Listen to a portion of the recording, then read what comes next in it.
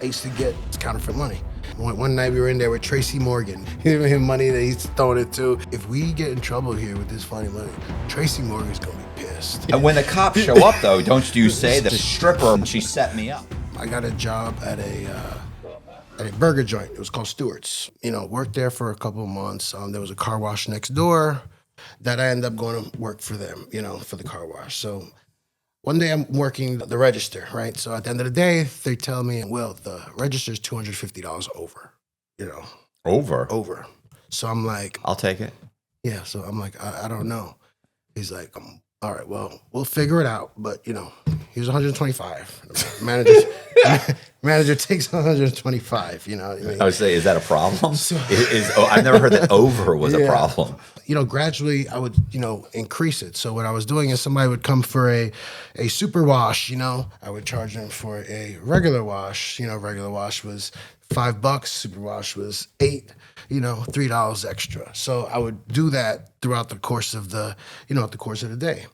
So I was able to get it to, there'd be some days we were up $300 over, Right. And it got to the same thing, he would take and split. What he ended up doing was giving me a sheet. He's like, these are our average sales, Will. These are the average sales on Mondays, on Tuesdays. We need the sales to stay in this area. So if you can make them stay in this area while being over, we'll be good. We could, continue on. So I was like, okay, so you're giving me This is the green light. Yeah, you're telling me it's okay.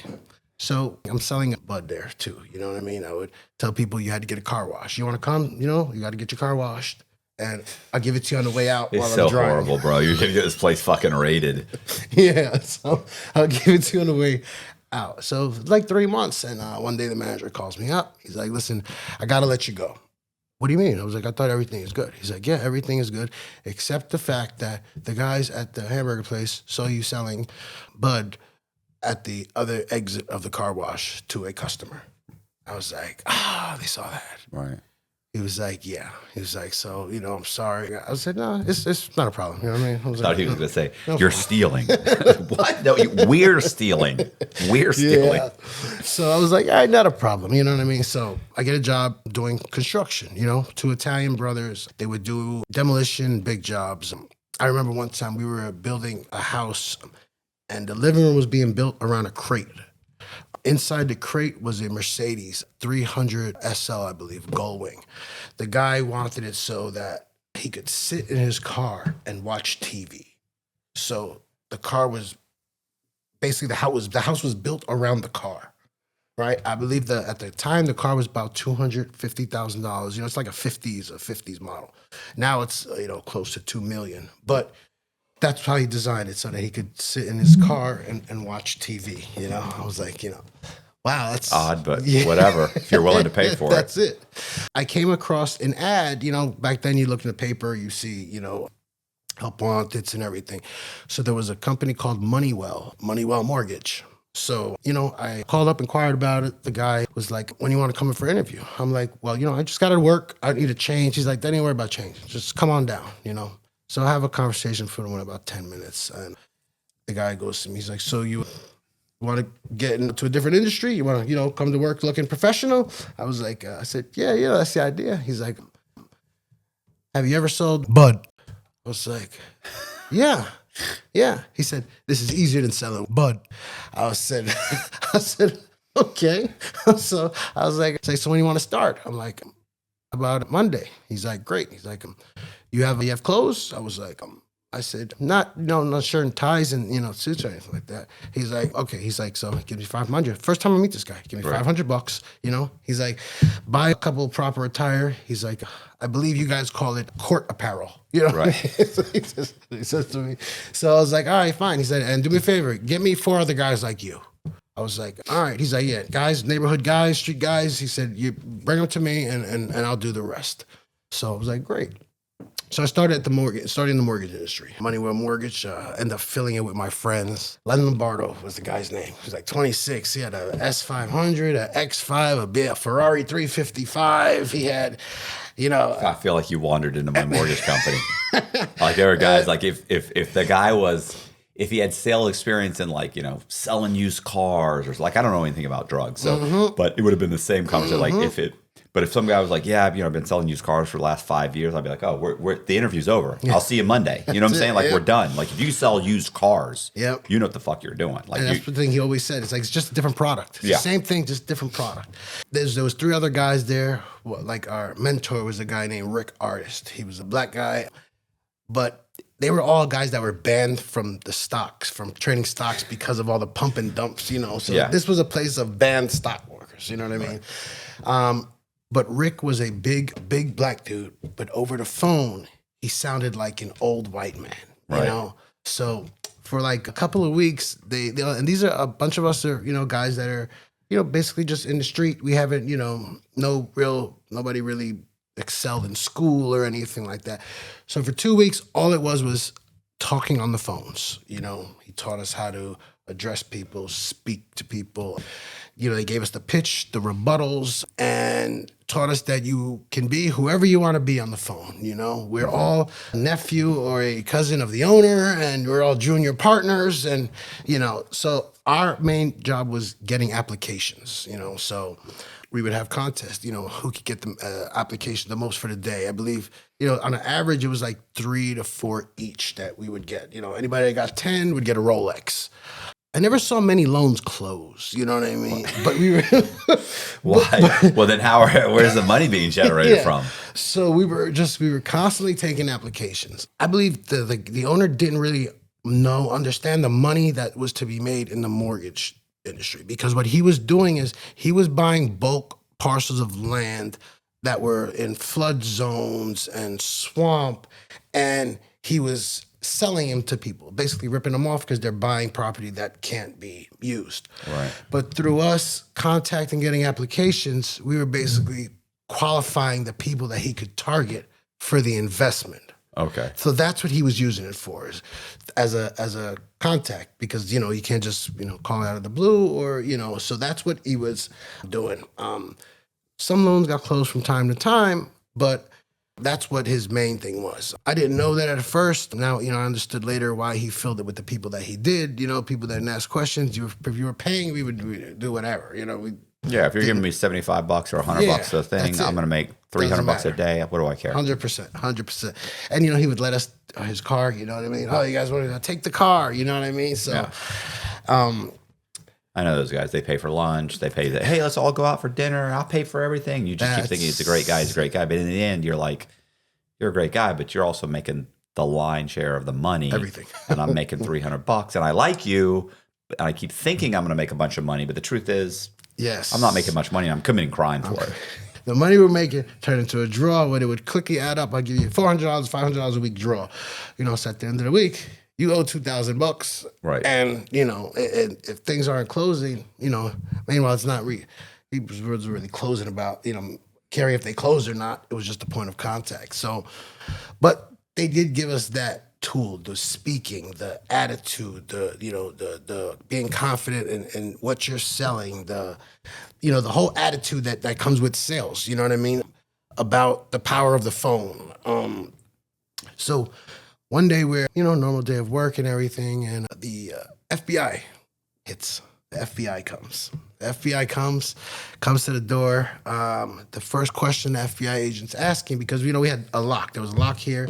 Then a stairs that goes up to another door that had also a lock on it, which was like his office, and downstairs was our, facilities. And so the FBI agent's asking everybody, "What's the name of the company? What's the name of the company?" There's just one or two walk in. They get one or two walk in. There's still ones outside. They're asking us what's the name of the company. So like Moneywell Mortgage. And you hear Len yelling, "It's not Moneywell Mortgage. I told you it's Empire Real Estate. It's Empire Real Estate." So like, what's going on here? You know what I mean? So he's yelling through the little intercom. He's like, "Get rid of the files. Get rid of the files." So they finally make entrance into the locked door. So when they make entrance, the other ones that were outside, they come in. We started trying to pass boxes of files out the window, and we started passing them out the window, but then we got scared, so we left a bunch of files outside the window. We took off. Moneywell Mortgage or Empire Realty was no longer there. But I kind of find out later that, Len was a scammer. He was very good with the mouth, very good with sales. But the guy that sold him the property made an agreement that he'll hold the note. You know, he'll hold the note. But if Len falls behind in 2 months of payments, he has a right to foreclose on the property. So after about 2 years, the Len had defaulted on some of the payments. And I guess, in the process of the guy trying to take the property, they started stumbling upon, the different company names, adjusted the address. And, he basically, I think he called, raised the flag in order to get the property. I think the original guy that he was buying this property from, that owner financed it, contacted the FBI because this guy was because what was his name, Len? Len. Because Len was parceling off that property to investors, unsuspecting investors, and selling it off. And so he's making a chunk of money, but then eventually he gets behind. And so the original guy that sold the property contacts the FBI. And says, listen, this guy's not paying me. He's not paying me, and I believe that there's something else going on. You know what I mean? Well, he's going to see that these parcels are being sold off, and he's not, and I'm not getting paid. Like, he probably doesn't give a shit that they're getting sold off as long as he's getting paid. 100%. And Len was one of the people that no matter how much money he had, he didn't pay anybody. Right. Unless he absolutely had to. He was one of those people that owe you 10 grand, and then, listen, how about we just call it 7,500? Right. You know what I mean? How about we call it 10? Yeah. But he's still the kind of guy that's bringing you to dinner, paying for lunch. Yes. And trying to endear himself through. Absolutely. It's what always makes me think of beads for the natives. He's giving you beads. He's giving you next to nothing. And you're accepting it, thinking that it's something when he knows it's nothing. Like this is a pittance of what I'm making, but I'm trying to keep you happy. And we see, what he's made. So we see, and through the process, we see that there is money to be made. You know what I mean? There is money. It's just he's making all of it. Right. You know what I mean? He ends up telling us that basically, they're just shutting it down and everything. But he did. Again, give us a tool that, a lot of the guys that were there went on to, continuously work in the mortgage industry. One of the guys made millions doing it that started there with us. We were basically, a bunch of kids that, had no plans of going to college. We weren't, weren't the brightest when it came to academics, you know what I mean? But we knew that the power in sales, so it gets shut down. I go back to, this is the only thing that's been consistent and great, you know what I mean? And now I have a car, so back to the selling of the bud. I get another call a few months later from one of the managers that was at Moneywell. He said that he's at AmeriQuest now. So AmeriQuest Mortgage. I know them well. That was good stuff. So Staten Island, there was one in Staten Island I worked at and one in Cherry Hill, New Jersey. So Moneywell Mortgage was basically the mortgage company for people with not so good credit and who wanted money at the sacrifice of a very high interest rate. We would have a stack of bank statements and, all you had to do was put their name on it. It would basically be all the information that was there to fit whatever criteria we were short. We had a stack of papers that, we would just put their name in and qualify. We had our own underwriters there. They had appraisers that worked with us that, it wasn't a call of what's the property worth. It was, what do you need it to be? Where do you need it to be worth? You know what I mean? So, obviously sometimes there was such big gaps that it was just nothing you could do. Yeah. But I started seeing that, that even as you take the applications, you have people that make $25,000 a month. You know what I mean? And then when you talk about what do they have savings, it's like, I got $1,600 in the checking and $800 in the savings, and I got $26,000 a month in bills. Like most of these Staten Island people, they have boats and cars and everything and nothing at the same time. You know what I mean? Yeah, I was just gonna say, it's funny. We were driving. My wife and I were driving back from someplace, and we were driving by all these people that have or all these houses, and they weren't in houses. These are like single wide, double wide trailers, and they have there's 2 boats and 6 cars and 5 4-wheelers. And I'm driving by, and I'm like, look at these fucking people, man! Like, look at their houses are just junk. And I said, you know what that is? I said, that's some guy who had a good run and bought a boat. And then figured out he can't keep it at his house, or he lost his house. And he said, you know what? I'll just call Greg. Greg's got 2 acres in the middle of nowhere. Greg, can I keep my boat at your house? So he does. 5 years later, he's never used the boat. It's still in Greg's yard. You know what I'm saying? Or, hey, I just bought a 4-wheeler because he thought it'd be cool.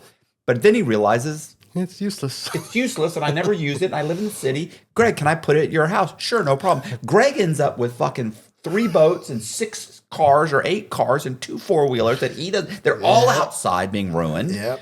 Because that's what happens. I mean, you Then know. you see them come up for sale. Everything's for sale with no title, no titles, no titles. Like, but that's exactly what it is. It was, They spend everything you've got because you think it's going to last forever. everything, and then they even go into the red for the next month, and it was, they didn't care what the rate was as long as you can give them their 40,000, their 50,000 that they needed. We had some guys that would come straight and listen, I need the money. I got these bookies breathing down my neck. I got to get them off. Like, You can't put that down as why you're borrowing the money. So I'm like, but you don't. I'm like, but your debt to income ratio is horrible, my man. You know what I mean? He's like, there's got to be something you could do. You know what I mean? So I would bring it to my manager. I would tell him, and he was like, yeah, there's things we could do. He's like, it's like if he doesn't care about the rate, you know what I mean? I'm like, all right. So these people would, they would take it as long as you can give them that money. They didn't care. At a certain point, I start feeling a little bad when it came to like the old people because you would save them money. They'd be like, oh my God, you're saving me $200-$300 a month. Like, this is for like a refi, paying off their car. Yeah. But their car would have been paid off in 3 years, and now I just spread it over 20. That's it. And it's like, I'm saving you $300, but I just put 18 years back on your mortgage. But if you don't know anything about finance, it feels like they're like, wow, you totally just like I'm going to save $300 a month. I mean, my mortgage payment went up, but my overall payments went down by $300. And you're like, yeah, but you would have been in 2 more years or in 3 more years, you would have had your car paid off and you would have dropped by $200 or something, and I know it's not quite as much or whatever, you know what I'm saying? Like, I get it, but overall, I'm costing you more money. I'm costing you more, bringing your interest rate up. But most people are not smart enough to put that together. They're just trying to survive till next month. That's it. But what they also don't realize is all you're going to do with that $300 a month is find something else to buy and spend it on. Yeah, because you think, oh, now I've got an extra $300 I can go buy. I'll go get a 4-wheeler that I can drive all day. That's exactly what they would do. Oh, wait a second. I can't keep the 4-wheeler at my house. I know. You know your buddy Greg? Doesn't he have a garage? Doesn't he? Or doesn't have a garage? Did he have a single wide with 2 acres out in the middle of nowhere I could drop this thing off? Yeah, he'll do it. Yeah. And it was just, but I don't believe there was many mortgages, there was many deals that we couldn't get done. There was always something to be done. I did that for a few years. Years. What stopped that was there was a big lawsuit that happened because Argent, the parent company, wasn't paying overtime. So they end up doing it. We were signed up with these companies. I remember Argent. Yeah.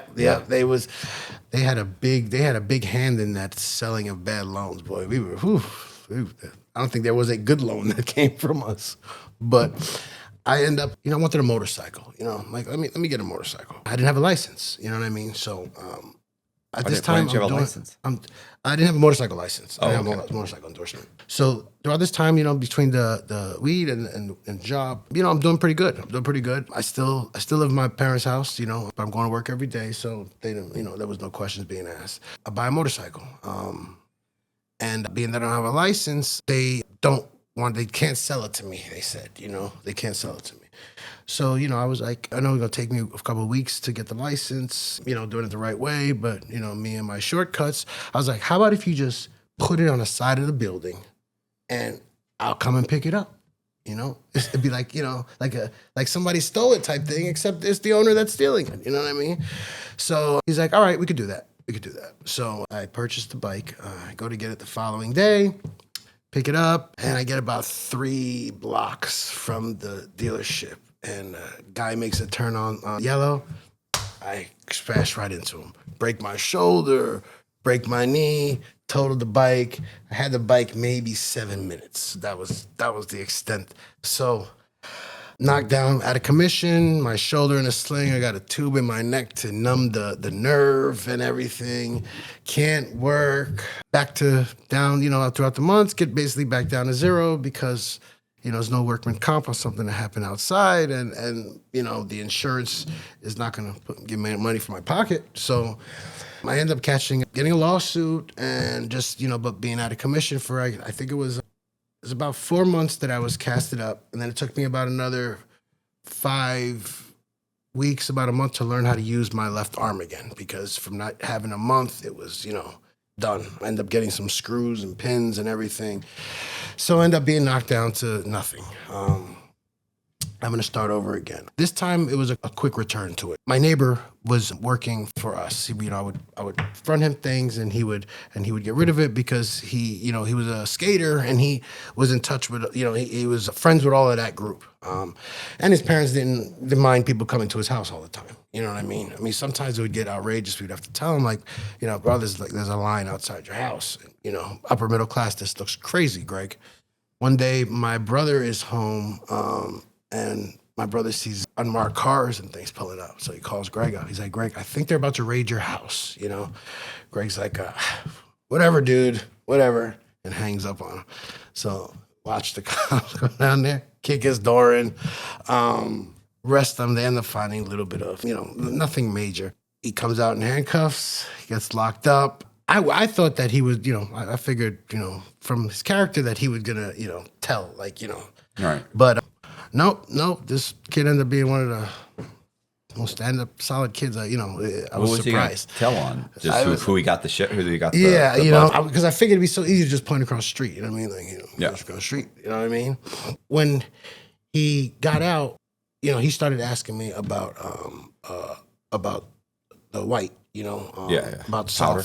About powder. So, at the time I didn't know about it, but I was like, well, if you have a market for it, we could try it. You know what I mean? So I was buying 8 balls, and I would take the 8 ball and I would break it down for 0.4. So, I would get 340s, and plus some, and we would, sell it to just him. He would give it out. So it's neighborhood, upper class, area, upper class. So we were able to mark things up. My parents find a bunch of bud in the basement. So they find it, come home one day, it's there. So like, what's this? I was like, that's weed. What about this? I'm like, that's soft, that's soft. Like, what are you doing with it? Like, selling it. Storing it for somebody, the way Dad used to store it for his buddy. That's what I should have said. Oh, that would have been a great answer. So they were like, well, you can't do both. You can't live here and sell this stuff, I was like, all right, so can I have it back? So they're like, what are you doing? I'm like, I'm leaving, So I end up taking my stuff. I end up leaving. I end up just going from house to house, staying with people because, it's easy when you have, drugs, it's easy to let people want to do everything for you if they can get some free. Right. So I'm doing that for probably about 2 months, just, out there, very unstable when you come back and think about it all. But, but there was like a group of us. There was like 5 other kids who really didn't have any parents, and, they would also be all around. And, we go to a party one day, and during the course of the party, the one of the guys I was with robs the house. So they take all the jewelry, they take a bunch of jewelry, they take a couple other things. And I found out later because, they were, trying to figure out what to do with it, but there was no local pawn shop. There was nothing to do. So we end up just stashing it at a kid's house. A couple weeks later, the cops come looking for us. So the cops basically come pick us up one by one. When the cop, comes to me, he's telling me that the family basically, they just, there's old things, old jewelry that has sentimental value, and they really family want heirlooms. They're things that can't be replaced, and so basically telling me that this is not going to go away. He's like, this is not going to go away. So I told him, I was like, well, I said, what if I knew where it was? He's like, if you knew what? If I knew where the jewelry was. He's like, so you have it? I said, no, I'm just asking, if I knew where it was and they could get it back, would that change anything about all of this? And so he said, let me see, So he left me there. I guess he contacted the people, and they agreed that, they were willing to not press any charges if they got it back. So he was like, so you can get it back? I was like, I don't know for sure, but I was just, I was curious. Yeah, I could make a call. Yeah, I wanted to see what, So he's like, all right, well, here's my card. Let me know what happens. So I go to the house that it is. I take it. I tell a couple of the guys that this is, listen, we're gonna go to jail because one of you guys stole, some jewelry. I said, we're not doing this, So there was a beach, like sandy area and a little boardwalk. So I took it and I buried it by one of the posts over under the dock. I buried it there. Then I called up the detective and I told him, I was like, listen, it's over here under the dock. That's everything. So he said, all right, if it's all there, then it's all good. So, knowing now, I probably, I should have maybe got something in writing, that would have, but it happened to all work out, it all worked out. They didn't press charges, they got it all back. Whatever they didn't, whatever was missing, they were, fine with. So throughout that time, one of the guys I'm getting the bud from, he tells me, he's like, yo, my cousin has a house. He's like, he has a house. He just split up with his girl. I'm sure he'll rent you a room. He's like, plus that's who I get my bud from. That's who I'm getting the stuff that I give to you. You could just deal with him, because I don't like doing this anyway. I just do it for you because, it's a favor. So he introduces me to his cousin. And I think, like, when it comes to just throughout life, this was the most important person I've met that, on this journey. He was a real likable guy, easy, to talk to, funny, you know what I mean? He took care of his kids and his family. Overall good person that just, happened to sell bud, Right. Wasn't, I learned that you didn't have to act and be tough and all that, like you didn't have to do that. It's okay to smile, it's okay to have good time and, and be nice to people. Right. And because that's what he was. So through dealing with him is when accelerated. Slowly went from ounces to quarter pounds, from quarter pounds to pounds. We would take rides to go pick up 40, 50 pounds, and and he would fly through it. I mean, it was the first time I saw somebody buy $1,000 pants. Like he would BMW. And we live in the hood. It was in the hood. But I learned a lot about basically, carrying yourself, how to treat people, because he was another one that he had never gotten in trouble. He had been doing it for a while, there was not really anybody that didn't like him. But at the same time, you have people around that are, jealous. Haters. I mean? Yeah. Seems like a common theme. You know what I'm saying? There's always. And you never see them. They're the ones that come see you. They smile, they joke with you. Yes. So I was doing a lot of continuing to grow. At some point, his neighbor comes into this house and ties up his kids, his sister, and duct tape them all and robs them. Does he know it's his neighbor? He quickly assumed and figured it out. And then the fact that the guy, was nowhere to be seen after kind of cemented it, right? Well, well, I've mentioned this before, where there was some criminal lawyer who has a bunch of examples. He's like, don't rob anybody you know. Yeah. He's like, because you think, I covered my face, and they're not going to know. They're not going to know who I am. And like, he gives the example of he had a client that used to go in every day and get like coffee in the morning before he went to work from like some 7-Eleven or whatever it was, a convenience store, and he knew the clerk. And he would go in and, hey, what's up, Tom? How's it going? Hey, what's up, Bob? And he'd get his coffee. And then the guy ends up losing his job, whatever. He gets desperate and he decides, you know what I'm going to do? I'm going to rob this fucking place. And so he goes in puts on like a motorcycle helmet or something. I forget what he did, but he covers his face and he comes in one day and he's like, or puts a ski mask on, whatever. Comes in one day and boom, give me all the fucking money in the thing. And he's like, oh, okay. He's like, I'll fucking kill you. He's got a gun. And hold on. He's opens this thing and he's pulling out the money. He's like talking to the guy and he's yelling at him. He's like, oh, okay. And he goes, John, why are you doing this? Yeah. Bob? No. He's like, Bob, is that you? Yeah. And he's like, it's not me, Tom. You know what I'm saying? He's like, just give me the money. He's like, Bob, what are you doing? The criminal mind. Well, what are you doing? You know what I'm saying? Like, he gives him the money and the guy leaves, and then the cops show up. He's like, I'm telling you, this is the guy Bob. He comes in here every fucking morning, Like you can't. It's a bad idea. That people recognize you from more than just your walk, your everything, movements, walk, Yeah. everything, inflection. More than just even if you try and disguise your voice and cover your face, you're gonna know within about 10 seconds. Yeah, I know you. Even the smell. Some people are so comfortable putting on the same cologne every morning. It's like, Yeah. Jay, Yeah. is that you? Wearing the same clothes, You think if you put on a fucking ski mask, your wife wouldn't recognize you? Like, Yeah. What are you doing? I just throw a little bass in my voice, and my wife's gonna be like, "What are you doing? Race, take the mask off. What are you doing?" Yeah, it's I'm not giving you the anything. way the mind works. You're harmless. You're harmless. I know you're harmless. Is there any bullets in there? Yeah, yeah, exactly. Give me that. It's my Give me gun. that. You know you're a felon.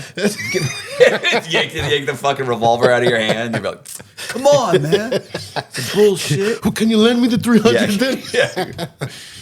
But so after that, we had a couple of our own things where we would, notice things like a vehicle that would pass. I was just saying, well, what happened with the guy? Did he track this guy down, or he just disappeared? No, he had already moved. Yeah, and kind of that was hit him and knew. Yes, it was like that was his Parting gift? on his his exit strategy. Yes.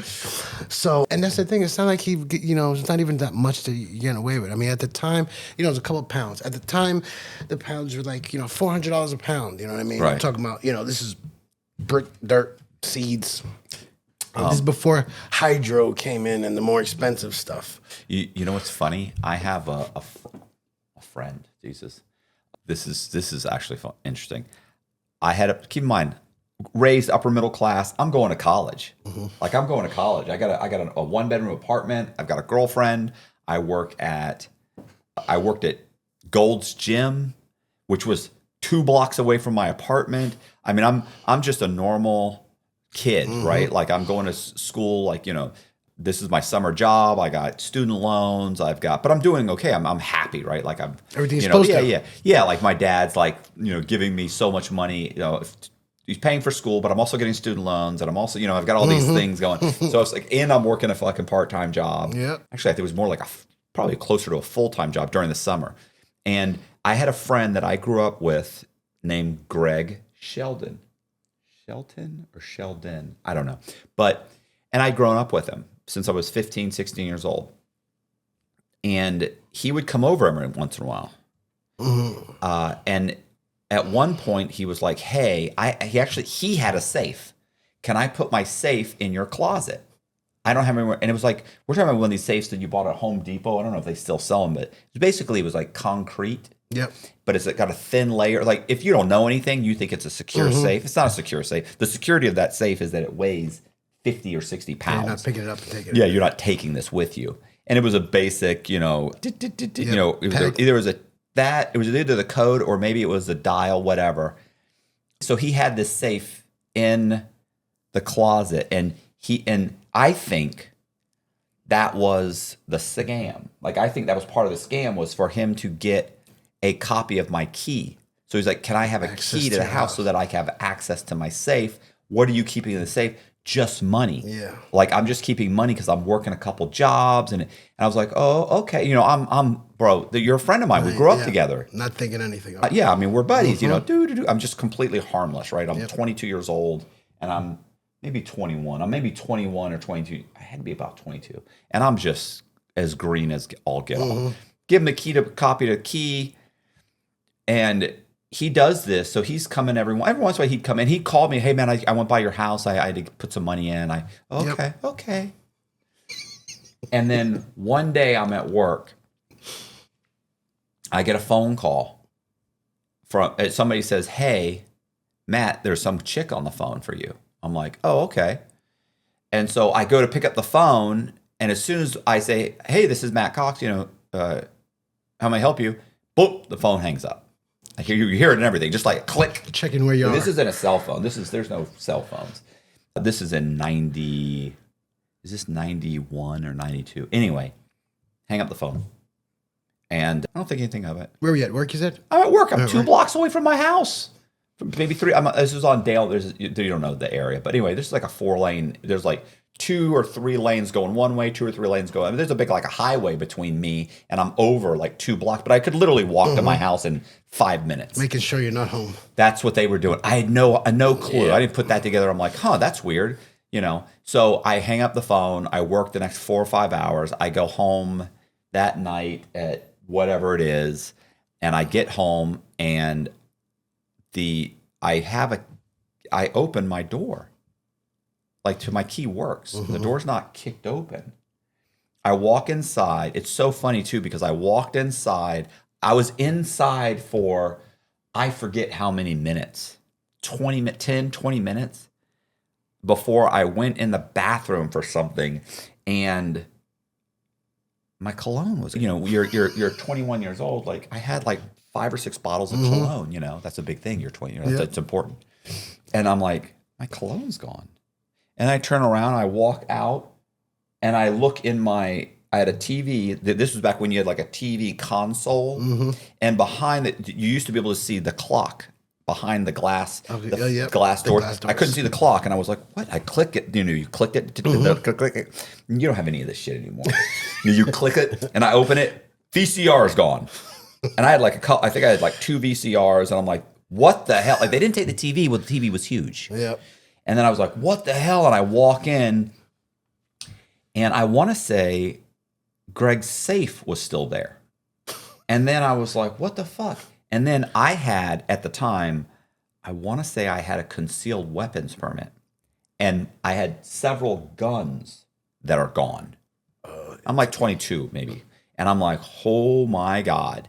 So my guns are gone. I had a jar full of change. That was a big thing. People don't even know what that is anymore. A jar. Why would you have a jar? How do you get the change? Empty 5-gallon thing. Yeah, exactly. That was gone. It wasn't that big, so it was big enough you could take it. So there was all these little things that were just. Oh, the other thing too, I had another VCR that was gone because I actually had a TV mounted on the wall. This was before mounts were big. This is a pretty heavy TV too. There's no like flat floating screen. shelves. Yeah, exactly. Exactly. With the VCR. The VCR is gone. Yep. They took the VCRs. Now I think they took the TV too. Because it wasn't that big. Whatever it was, like snip, snip, snip, and took everything. They made like multiple trips in and out. This was planned. And so then I call the police. The police come. They come. This was back when the police would come. Like now you could call and say, "Hey, I was robbed." They'd be like, "Okay, you can go online and fill out a report." Are you not going to send anybody else? No. You're going to get a report. We'll put it in a system. Maybe something shows up. You'll get an email. It's funny too that weapon, that like it was one of the weapons was like a 38. That weapon probably 5 years later, after I graduated, maybe I graduated college, actually showed up. They found it in like a drug den raid. They found it and they had the serial number. They had the serial number, and they contacted me and said, "Hey, we found your gun." And I went and picked it up. Wow. Regardless. So this is what happened. So they gave it back to you? No. Who? What? The gun. Oh, the cops gave it back to me. They did? Yeah, I didn't have a felony or anything at that time. So what happens with Greg is that that happened, and I never put it together. I call Greg. I'm like, "Greg, you're not going to fucking believe this." He's like, "What?" And I'm like, "Did you give that key to anybody? Because they didn't have a key to the door." And then he's like, "No, I never gave that key to anybody." He's like, "Maybe it's somebody. I wonder if they switched the locks or something." Like, it was a whole thing. Matter of fact, the lock may not have been locked. Does that make sense? Like maybe it wasn't locked, the bolt or something. Like for some reason, he had an explanation that made it seem like plausible. Did you lock the door? Did you? I had to lock. I always lock the door. Like maybe. And I was on the second story. He's like, "Yo, bro, maybe somebody climbed up on your balcony and got in through the sliding glass door. You can just pick those up." And I'm like, "Fuck, maybe that's what they did, right?" And I never occurred to me that he had stolen from me. So I would say a month or so later. Well, he's watching the VCR. Yeah, he's watching. He's crazy at the pawn shop getting selling my VCRs. So anyway, I remember a month or so later, a friend of ours named Fat Mike. They still call him Fat Mike. He's not fat anymore though. Name sticks. Yeah, Fat Mike told me that Greg had robbed like 15 people over the course of like 2 or 3 days. And I was one of them. Did they all have safes in the closet? Oh, and he stole my watch.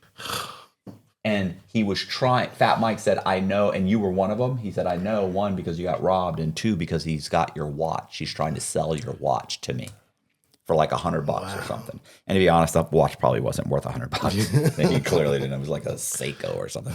So, and I was like, holy shit. And yeah, so, you know, I call him. Well, here's the whole thing too. In between that time, Greg had come and gotten his safe while I was there. He's like, yeah, bro, this place isn't safe, man. Took it. Of course, he never opened the safe. So he took the safe. He's like, I'm not saying that something's going on, man, but I don't know. I don't feel safe with my stuff here. So he took his. I'm like, no, I get it. I understand. Like I had to pay like $100 and something to get the locks changed. Like this guy fucked me. Anyway. He did that, he did that, he screwed it, and people are looking for him. Like, everybody's now starting to realize and of course he's denying it. Fuck you, I didn't do nothing.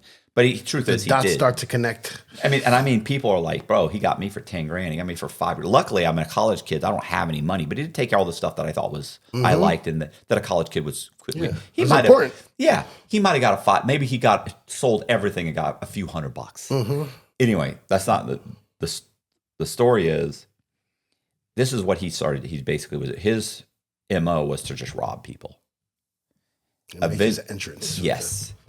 Eventually, what happens with Greg, and most people that just keep robbing everybody they know, eventually he starts selling drugs. And there was a buddy of his, Scott. I'm going to say Scott's last name. Anyway, Scott and him end up. Scott or Greg has a connect. Greg has a connect in Miami for powder. They go in on a key, half a key, something like that. They both put in like 10 grand or something, whatever. They go down there. They come back. They meet at a Shoney's or a Sonny's, whatever. They meet there for them to split it up. It's in Greg's. No. But before they do it, I think they transfer it into Scott's car. So Scott sees it. Put in Scott's car. Then they go inside to have lunch. While they're inside, Greg has his little brother break into the car and steal it.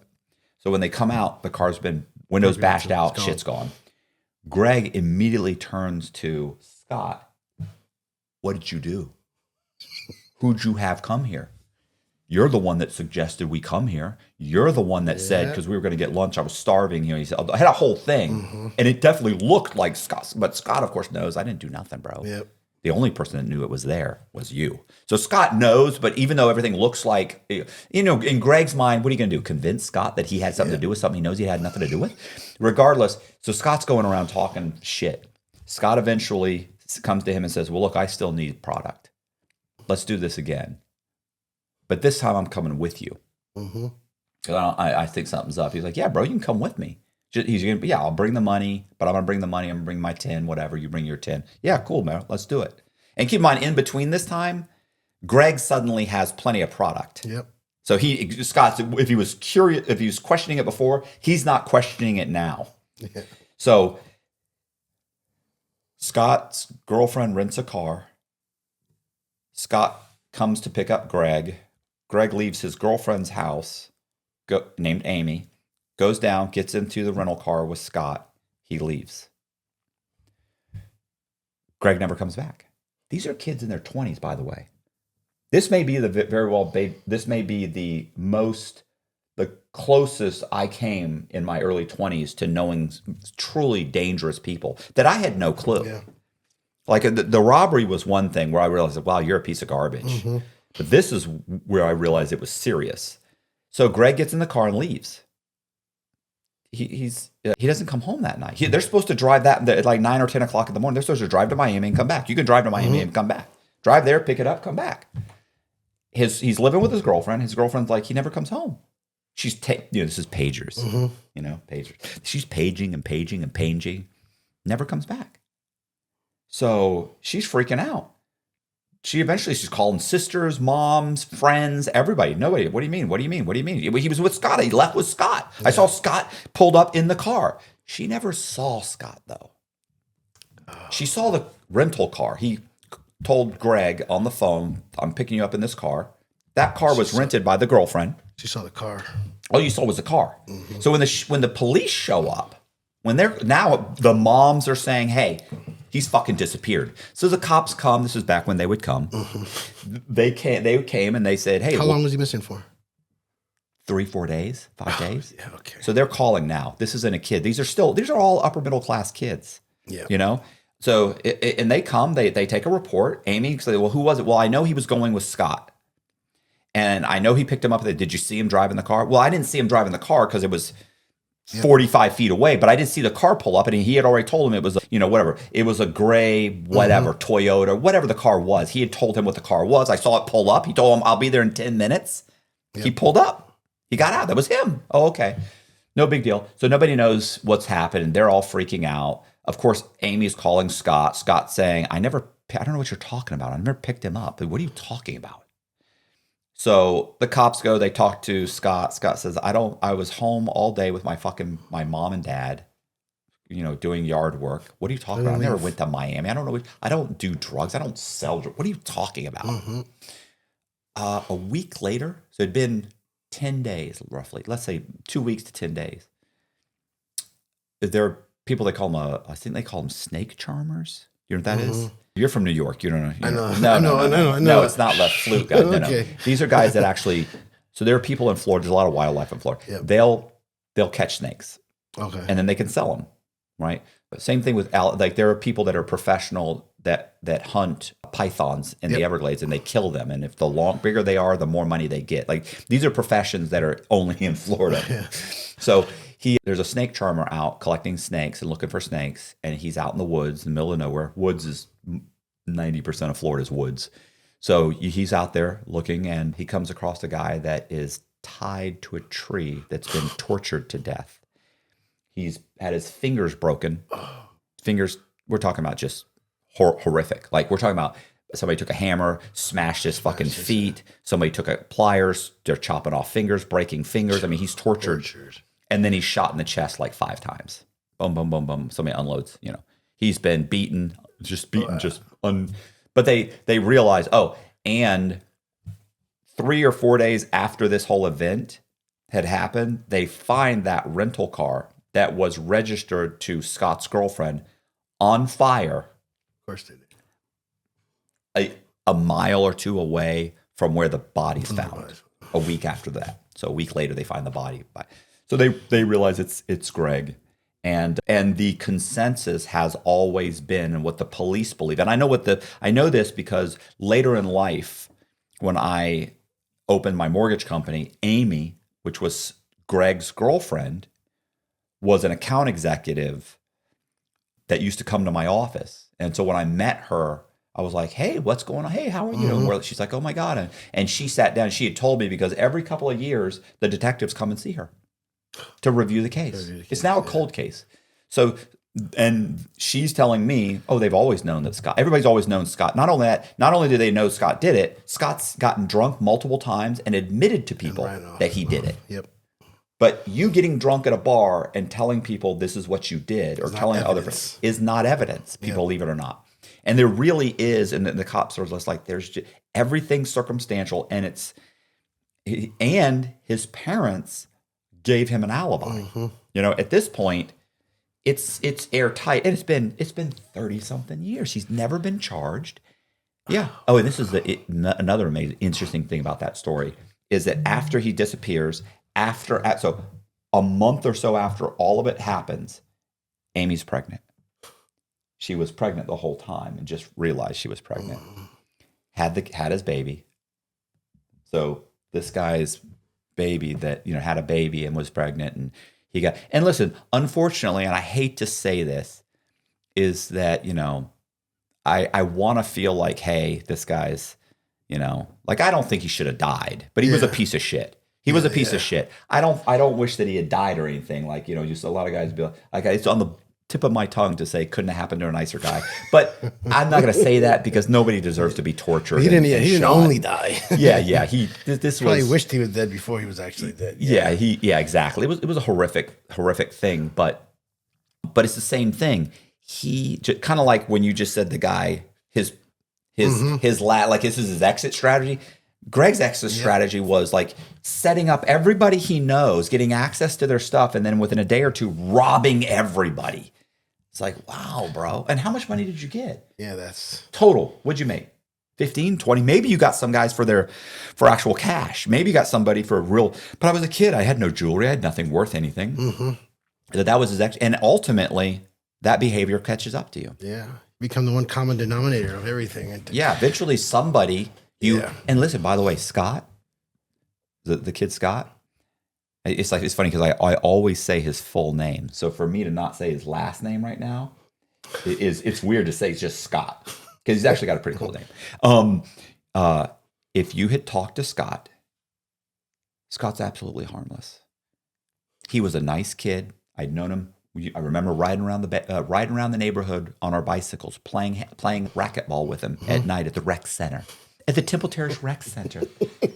You know, we're 13 years old, riding our bikes through the middle class neighborhood, playing and telling each other like, "Hey, I gotta be home by 10." Yeah.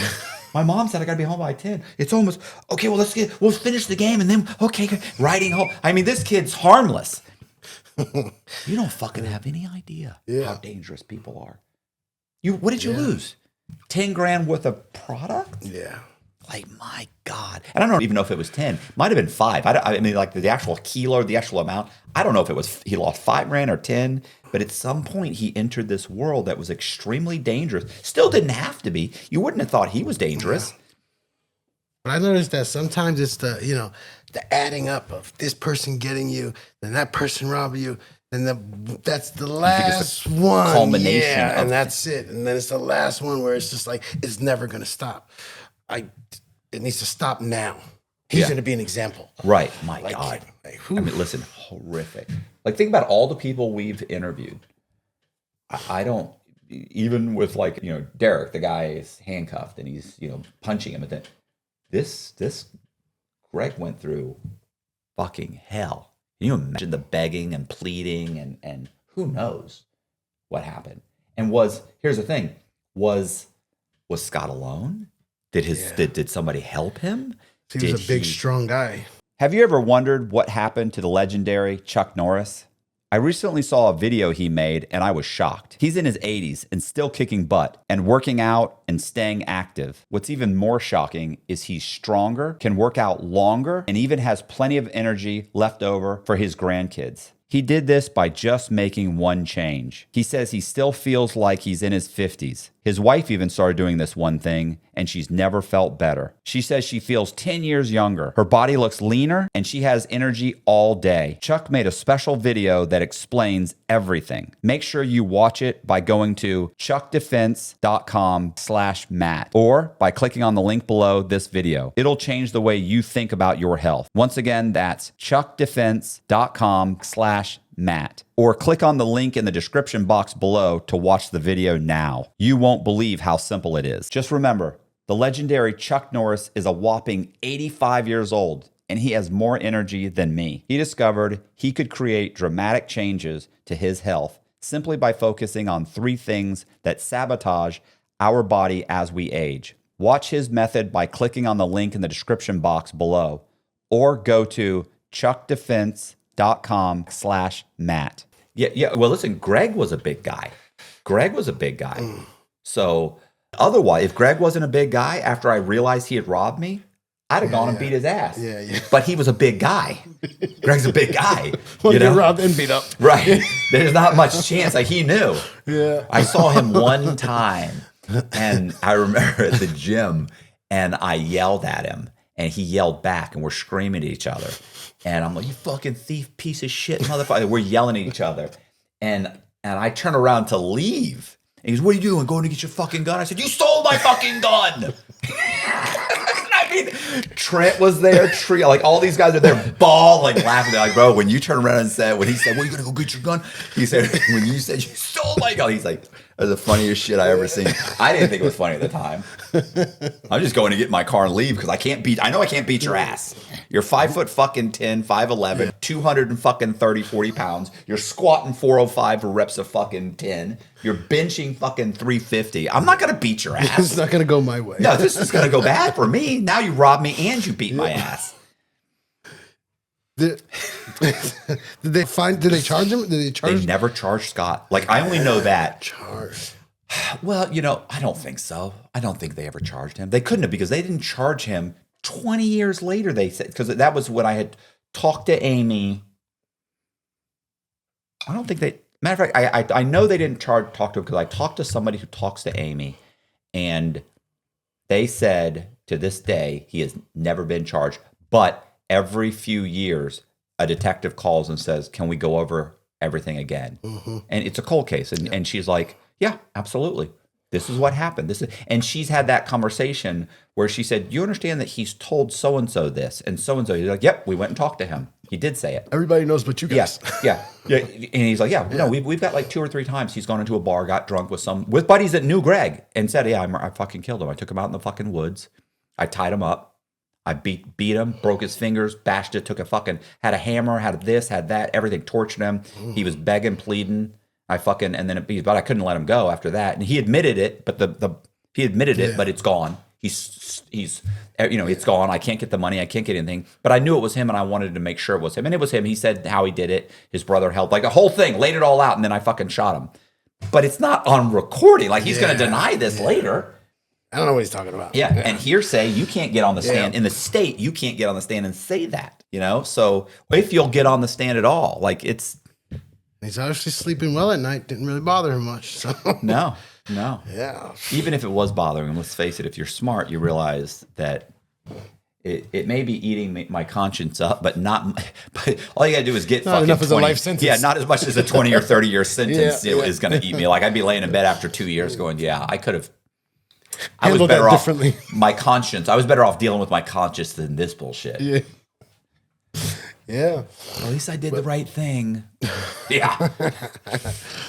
But I had asked him that, but it had happened about it, about the guy and everything, and he was just like, it's like, listen, he's like, what are we gonna do? What am I gonna do? I live here. He's like, what are we really gonna do? He's like, it's not gonna fix anything. You know what I mean? He was like, he's like, the odds are he's gone and he's not gonna come back. Right. Is it messed up? Is it fucked up? Yeah. But did it stop anything? What was he gonna do? No. Track him down, commit a home invasion, tie him up, whoever's there, beat on him, try and get what? Yeah. Nothing. Your strategy is to commit home invasions, steal fucking money, blow the money. Like, you're nobody.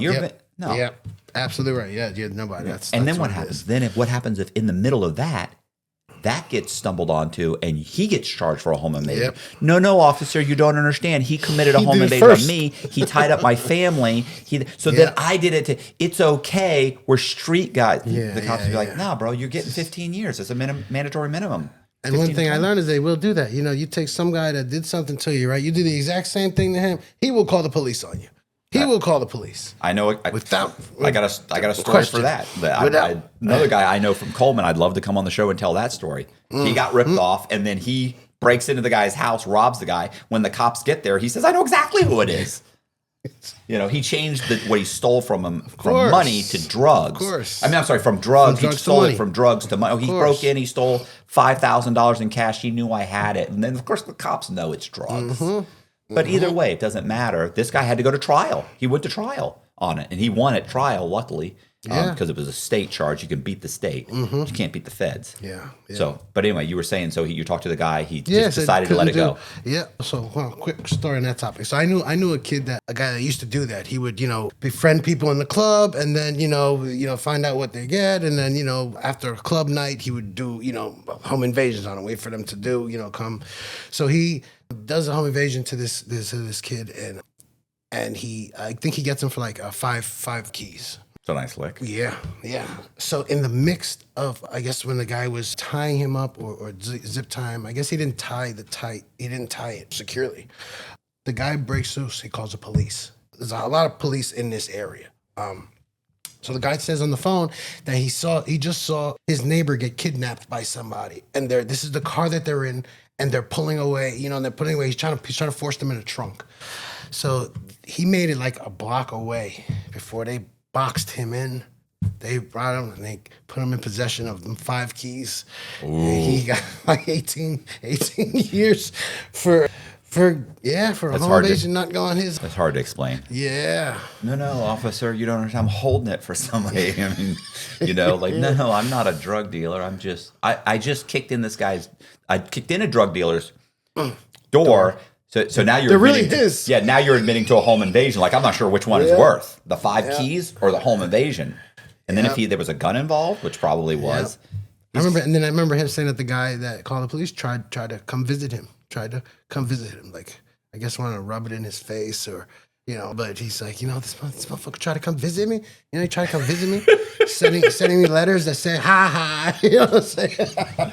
Like, damn, he got you. Yeah. Can't blame him. He's like, yeah, that's what he said. He's like, It's like, I never saw this being the way I got caught, is what he said. He's like, I never saw this being why I got in trouble. Just 2 clicks short on the zip tie. It's the fly in the ointment. That's whenever somebody says, "How come would you ever commit fraud?" No, because it's the fly in the ointment that gets you caught a lot of times. It doesn't matter how good you are. There's some things you cannot account for, and there's just in no way can I ever be standing in front of a judge again. Yeah. You'll be merciless. Or feds or something else. Throughout when I was living there, I used to go take drives back to my area. I had a Honda Civic at the time.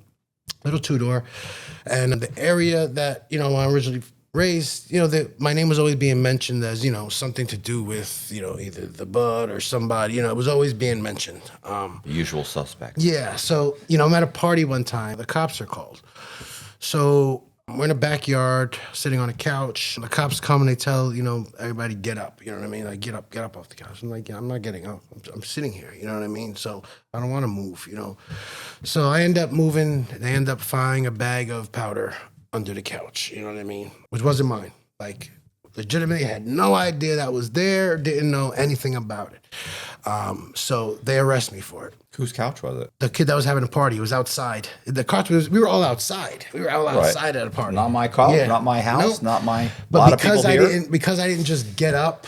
Because I gave them mouth is what they said. That, I was trying to protect it or whatever. So I ended up getting charged with it. I legitimately felt it wasn't mine. There's no way they can charge me with this. There's no way, So I chose to go to trial. I took it to trial. Oh, wow. Yeah, I took it to trial. I had a choice of, I was able to pick either a jury or a judge, to have the case. So I ended up picking the judge. I had a public defender, and the judge, the officer ended up lying on the stand, and the judge caught it. In the police report, it said that it was under a couch that I was sitting at. While he was on the stand, he said he saw me put it under the couch cushion. So, the judge mentioned it to him. He's like, is there any reason why you would say that it was under there and you didn't see it happen that day? And he said, no, it was just, I might have been mistaken. And the judge was like, mistaken which day? That day or mistaken now?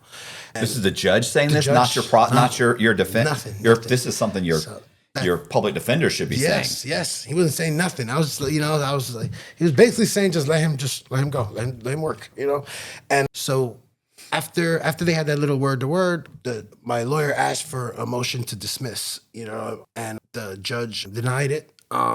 They kept on with the case. I guess what really was, he wanted to see how much further it was going to go, because he ended up finding me not guilty. Right. He ended up finding me not guilty. And I think that started the level of harassment that went on every day after that. I would get pulled over every day for, your taillight is out. I would call my mom, like, Mom, they're pulling me over right now. There's nothing wrong. Come down here. I'm right down the block. As soon as she would start to pull up, they would hand me my stuff back, jump in their cars, and pull off. You know what I mean? It was just a harassment. So back to the Honda. So I have a Honda Civic, and that's, I usually pull out the air vent, and, it was a big area behind the dashboard. It didn't have airbags. So, you had a long gap. So I would put things in there, I would run around and, I would sell a lot of bud, different people. And sometimes, sometimes it takes me longer to get to this guy. So they're no longer there. You know what I mean? So now I have more. I still have stuff left over. Sometimes I would give it to someone like, here, just take that, pay me later for it because I have it. So I get pulled over. In a neighborhood, and the cops, anything in the car and everything. I'm like, no, I'm saying nothing in the car. He's like, do you mind if I search it? And, I'm like, whatever, what I'm saying? Go ahead. From me constantly taking out the air vent, I I guess there was a slight bend in it, that it wouldn't quite click in right anymore, So he noticed that. When he noticed it, he pulls it out, sticks the flashlight in there, pulls out a quarter ounce, He's like, what's this? And I was like, Must be the former owners. He must have been a drug dealer. Thank God you found that, officer. Yeah, but the first thing that came to my dumb head was, oh, I forgot that was there. I forgot that was there. So it locks me up, asking me about it. So do you sell this? I'm like, no, I smoke it. He's like, yeah, but do you buy enough that that you sell it to your friends? That way you're smoking it for free, right? I'm like, That's no, a good idea. No. I hadn't thought about that. Is No. that how you do it, officer? No, I just smoke it. He's like, you sure? Because I don't really care about that part. I just want to know, how He just wants to be here for you. We can get you help. We're here to help you. Yeah, I want to help you get out of this, So I said, no, he's like, you smoke so much that you forget what's in the dashboard. Exactly. And I said, yeah, I was like, I guess, I was like, I'm not, I said, you're making this a lot more than, what it is. You know what I mean? Possession. That's so end up charged. I was offered a PTI, pretrial intervention. So basically you don't get in trouble for a year. It gets erased. You know what I mean? So yeah, I took it and No felony? no felony, no nothing. Everything, perfect, good. So I'm living with Pete. Everything's going great. You're living with what? With my friend Pete, where I'm renting the room from. Everything's going good. I was starting to constantly, get on my own, make, my own money, and everything.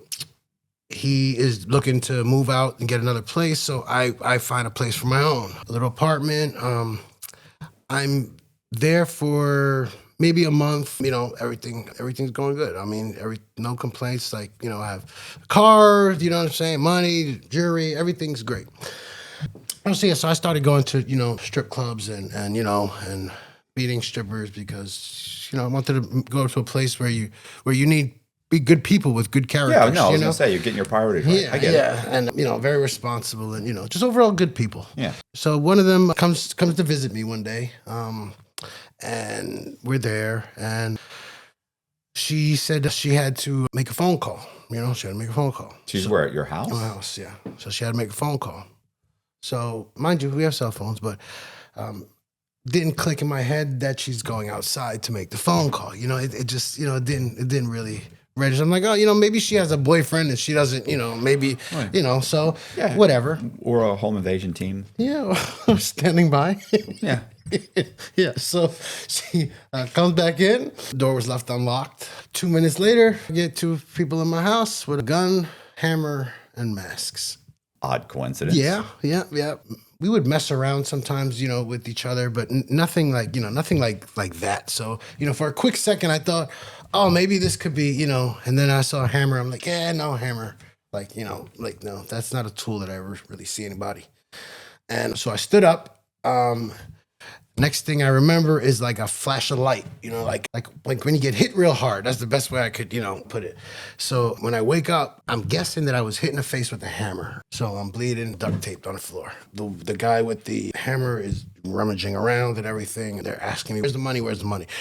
Like, I don't know. I don't know any money. I don't know what you're talking about, Where is she? She's in the bathroom. They put her in the bathroom. Like, she's supposed to be tied up in the bathroom? Or she's really just standing there letting them? Okay. Because when they were asking for the money, it clicked in my head, And I was like, she knows where the money is. She knows where the money is. So then they would break and they would go into the bathroom. You know what I'm saying? And I didn't hear any. So I was like, they're having a conversation. They're hitting me a couple of times, rummaging through the room. The guy that's on me, he stabbed me in the leg. He stabbed me in the leg and I'm yelling. You know what I mean? I'm yelling. What, he stabbed you with? Like a knife? Yeah, he had a knife. Fuck! So he stabs me right in the leg. Where's the money? And, so I'm yelling. He's like, stop yelling. I'm like, stop stabbing me, right. And I was like, no, there is no money. You have the wrong house. I don't know what you're talking about. He puts a pillow on my head. And he puts the gun on the pillow, right? And then it just clicked. I'm like, I have a chain on. I have like $2,500 in my pocket. You know, take the chain, take the $2,500, and get the hell out of my house. You know what I mean? Because at that moment, I was like, you know, when I saw the guy with the hammer, I knew that, you know, this is going to be a bad day. You know what I'm saying? This is not going to go good. When he put the pillow on my head, I was like, you know, wow, this stuff really happens. It's going to be the worst day. Yeah, you know, that's what first thing I thought was like, this is not like, you know, it's like the movies. This stuff really happens. You know what I'm saying? Like, you know, I guess it wasn't like real until it was really, you know, like happening. So it clicked on I had a California King, you know, mattress. So, you know, so I told him, I was like, you know, take the money, take the chain, and get the hell out of my house. So while he was rummaging through my pockets, he ended up pulling my pants down over my feet. During the course of him hitting me and me moving, I had busted the duct tape on my feet. So my feet were free, but they couldn't see it because the pants were over. So I told him that I had a California King mattress. I knew it was going to take two of them to lift up the mattress. So I told him, I said, there's money under the mattress in the room. So he grabbed the other guy. They went to the room. While they were looking for the mattress, I jumped up. I popped up. I was running to the kitchen to get a knife. I wanted to try to get a knife. That was the first thing. But I couldn't break the tape on my hands. So when I couldn't break the tape on my hands, I was looking toward the door. I had a big glass window in the front. I could see the reflection from them coming, you know, from where I am. I could see the reflection, so I saw them coming this way. So I ran forward, tucked my head, and I jumped through the front window. Are you on the first floor? No. Two stories? Yep. I cut the tendon in my finger that brings it back up. I can see the scars. There's a plate in there. My nose was like sideways, and just, you know, bleeding from my leg from the thing, and just, you know, lacerations all over the place. I don't remember hitting the ground. I do know that when I came to, I was on my feet. My hands were untaped. I guess the impact broke the tape of it. Right. And I ran across the parking lot because I knew the neighbor across there. So I knocked on the door. This was his girlfriend that answered the door. So I called this. They called the police. You know, cops come. Of course, he's mad, my friend, because I ran to his house to get help. Kind of got him. Asshole. Yeah, because I ran to his house to get help. So the cops. Why, is he selling drugs or something? Yeah. Oh, okay, yeah. so he's thinking, you're bringing heat on me. Fuck you, bro. Yeah. Meanwhile, you know, it's funny that everybody always thinks they're so huge. You know what I mean? Like, yeah. You're a small-time drug dealer. dealer. Worry about you, man. Like, you know, stop it. You know. So the cops come. They call the cops. The people end up, you know, running out of the house. She leaves too. Craziest part is this, that I'm still friends with her like 20 years. Right. 20 years later, Who? I'm still from the girl. The stripper? And when the cops show up, though, don't you say that fucking this is stripper was fucking, she set me up. I think she set me up. Yeah, so the cops come, and I'm being taken off in an ambulance. So they bring me to the hospital. So, you know, the cops initially come before they're doing the surgery, you know. So they want to know, you know, do you know who did it? You know, everything. I said, you know, I'm not sure. I was like, I don't know. I'm in pain. I'm under, you know, drugs. The doctor tells them to come back again. So they come back, and they're, you know, asking questions. I tell them, like, listen, it was two guys with masks and a gun, you know, like what race? I was like, white. He said, well, we have witnesses say they were black. Like, well, then they were black, you know. I'm pretty sure they got a better look at them than I did while being hit in the face with a hammer and you know, while I'm face down. You know what I'm saying? So he said, but you could make this easy or difficult. And I'm like, what do you mean? Like, I was robbed. I was beat up, you know. I was. Do you want? But there's, you know, do you want us to look for them or not? Are you knowingly giving them misinformation? No. I was honest. I was 100%. You didn't know who it was. No, didn't know who it was. You didn't know if they were white or black. No. I felt that they were white though. You know, from the tone of their voices. I called my buddy. One that I was, you know, after that, I had the surgery on the hand. The process of them fixing the nose was worse than getting hit with the hammer, than getting stabbed, was everything. They stuck a rod in and just pushed it sideways, like just straighten it.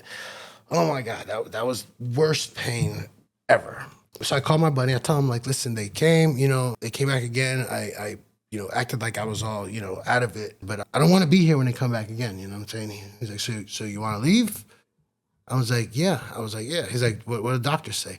I'm like, nothing. I'm hooked up to a IV and a thing, but the surgery's already done. You know what I mean? My nose is, I'm black and blue, but I mean, I don't think there's anything more they can do, He was like, all right, so I'll be outside in 10 minutes. You know what I mean? So I go to look for my clothes, but they had cut it off because, they didn't know where I was bleeding from and everything. I pulled out the IV and I went downstairs. He picked me up, in my gown, and we drove off. And Ass hanging out, that's whole thing. That's it. Nobody questioned where I was going, nothing. Nothing happens. The healing process, back to zero again, you know what I mean? Lost, money, the car, people don't want to deal with you because, now the cops are involved. They think, you're hot and, all types of things.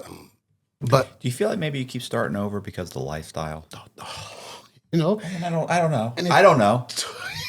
I'm not an expert. It took me losing everything 2 more times before I realized that, there is just no up. There's nothing good will ever come out of this.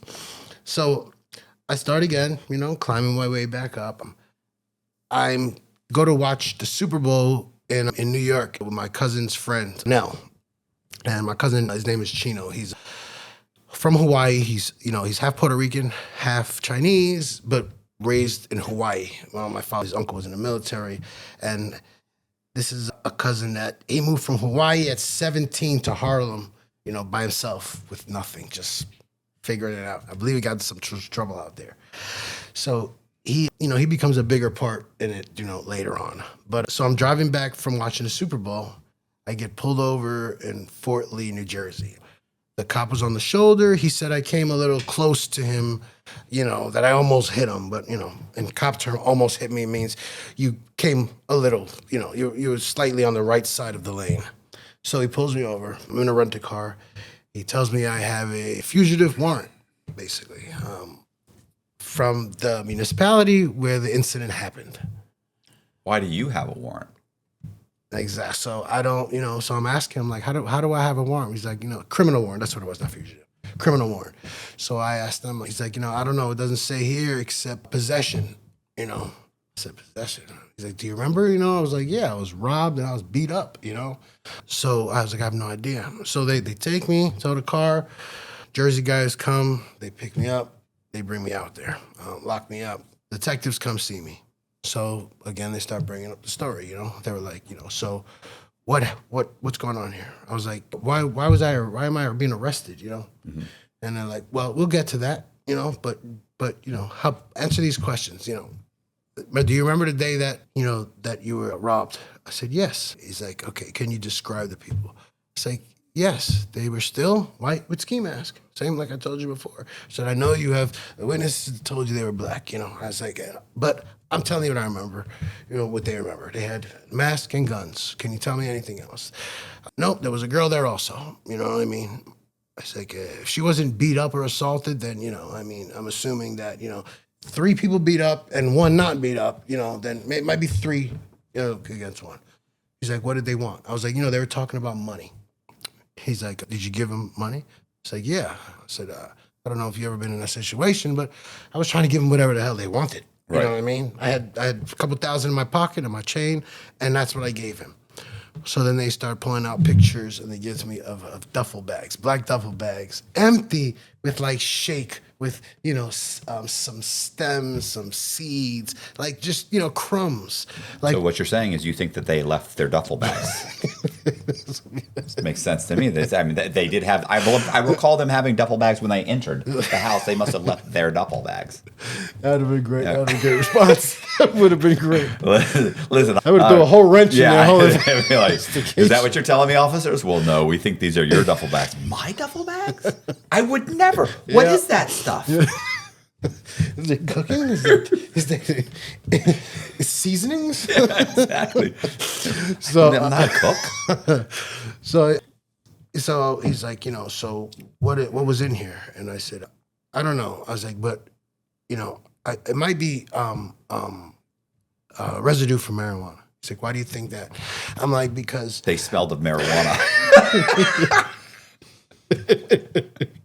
You're just not fast enough, bro. You got to be on it when these fuckers are questioning.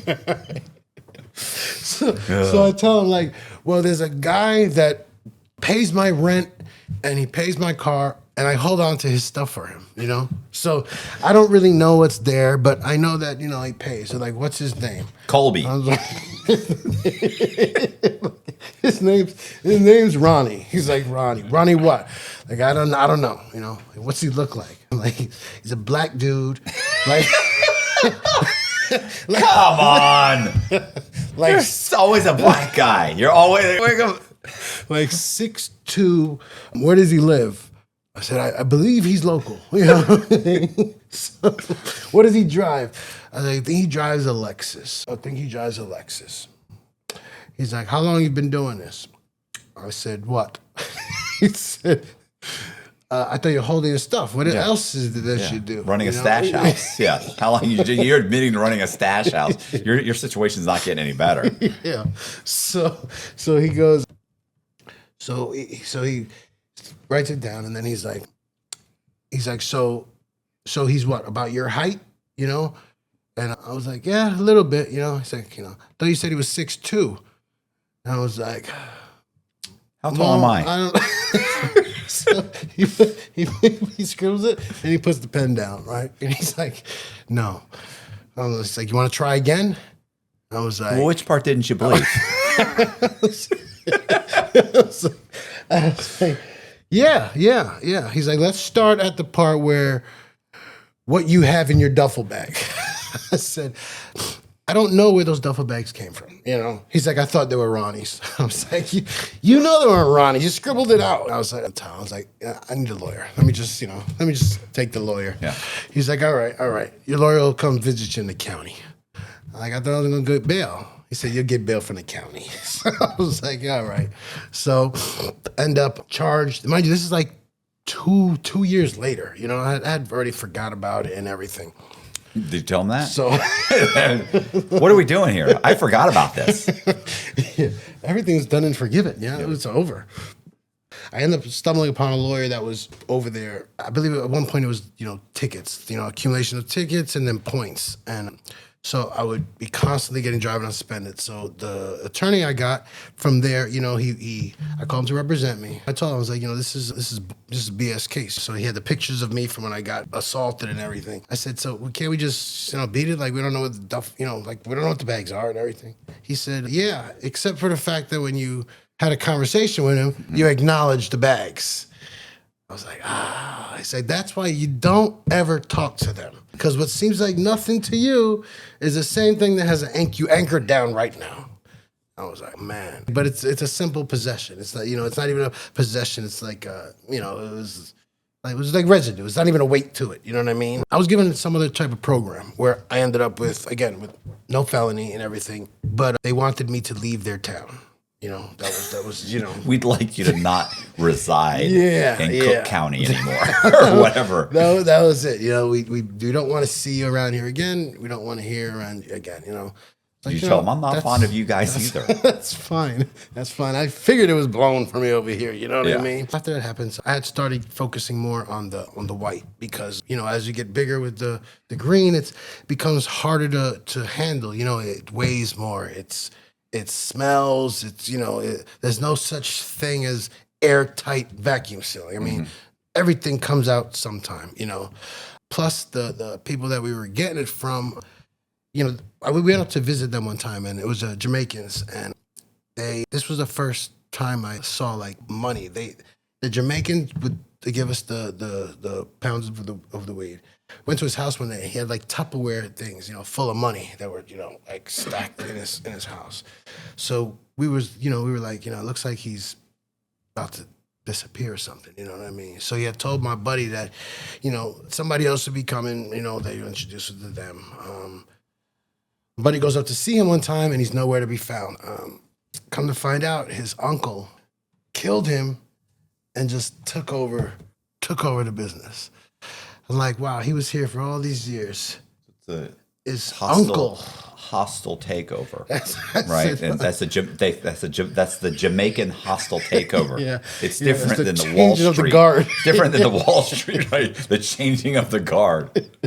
Yeah. So I was just like, I like it better. The Jamaican changing of the guard. That's what they call it. the guy basically, came to my buddy like it's nothing, like it's normal business, like everything, same prices, everything would be the same, just like you just contact me now. I feel like this added Like, an extra yeah. element or an extra. You know what I'm saying? This.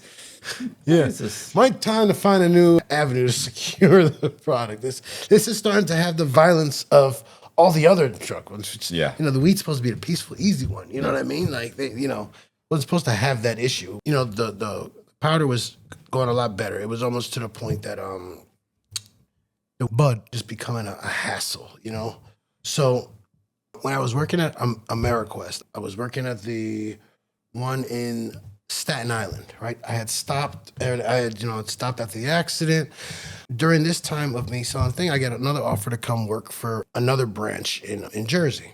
So there was a guy named Carlos, Spanish guy, very, very, very nice guy. He always saw the potential in us and, and what we could do. He was, he's like, listen, two things though, he said, I know at Moneywell you were sleeping with the processor, I know that you were caught in the mix of, having sexual activity in the hallways and, and on the desk. I know that Len called you in a conference call to tell you to not engage in that activity on his desks.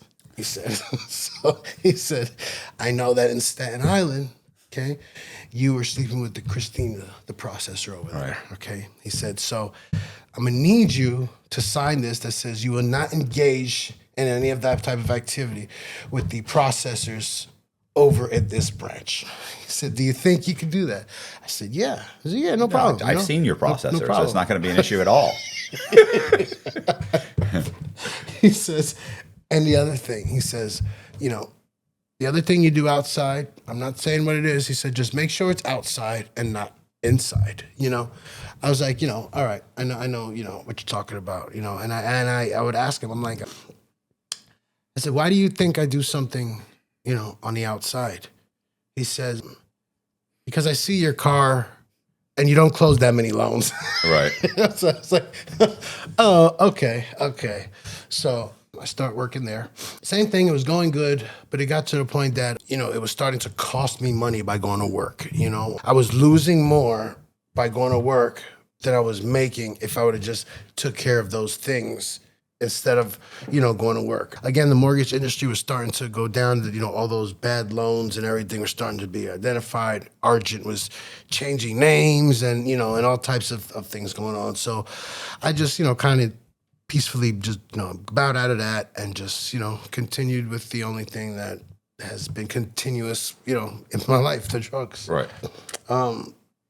So I quickly, exceeded the person that I was getting from what they were able to supply. You know what I mean? So in turn, they hooked me up with their guy. Their guy that they were getting it from happened to be one of the guys that I had met when I was living with my buddy. Matter of fact, he was the blood relative of the guy whose house I ran into when I was, after I was assaulted and everything. Right.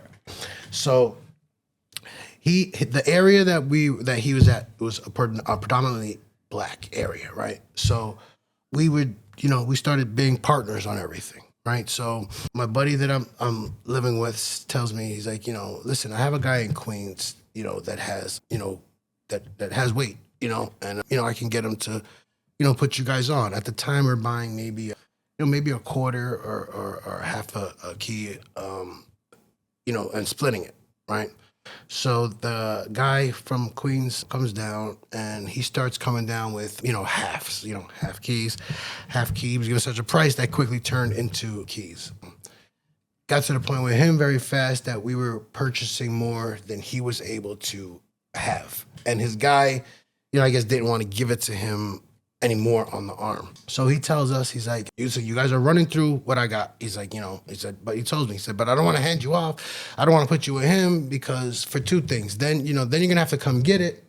And, I would like to be still making money, for Yeah. you guys. He tells us, he's like, so what I'm going to do is get a hotel. He said, get a hotel that has a kitchen and everything, He's like, and I'm going to show you something. So, like, all right, doesn't really understand it. But again, he's never done anything to have us, question anything. So I'm like, cool. So we get a hotel. He comes down and he brings 2 bowls. He brings wooden spoons. He brings a blender and a grinder, and he brings a big metal frame.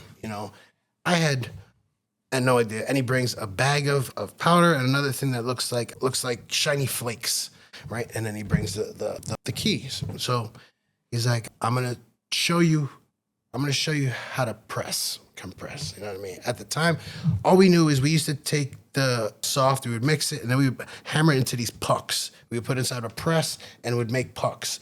The only problem is that the press you had to hit with a sledgehammer, right? So I would be putting in the press, and going out to the parking lot where I live and hitting this with a sledgehammer, in the parking lot, hoping that nobody, looked too much into it. But I mean, crazy system, but it worked. So he teaches us the whole thing about, breaking it down, adding, making 1 into 2, 2 into 4, 4 into more.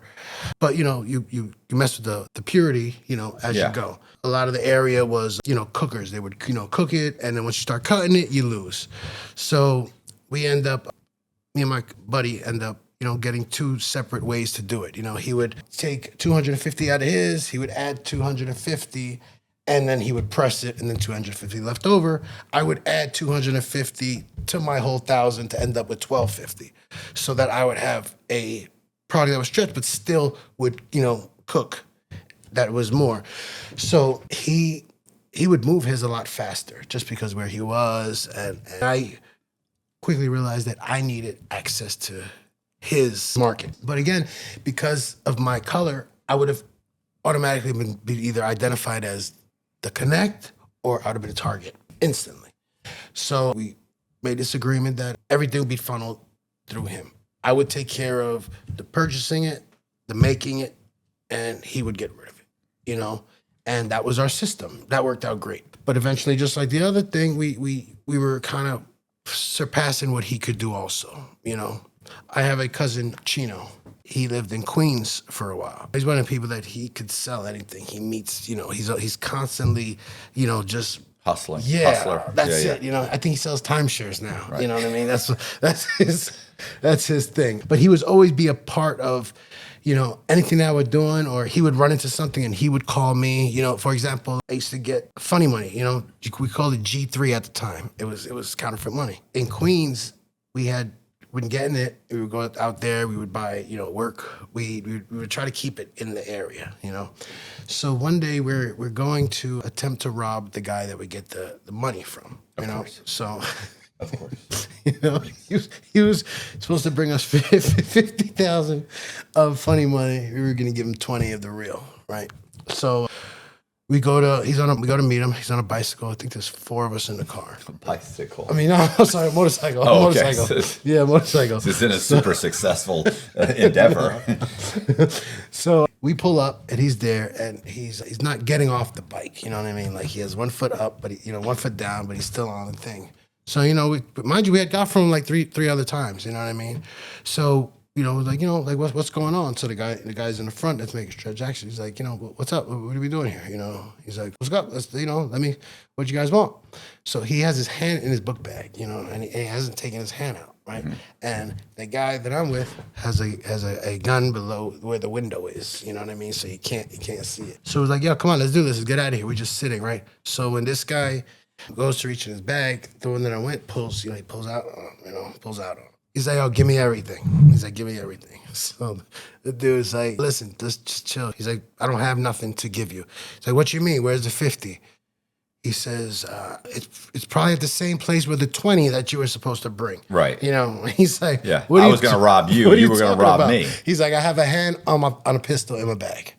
He said, that's it. He's like, don't move. Don't move. Get out. Look in the bag. The guy on the bike was coming there to rob us.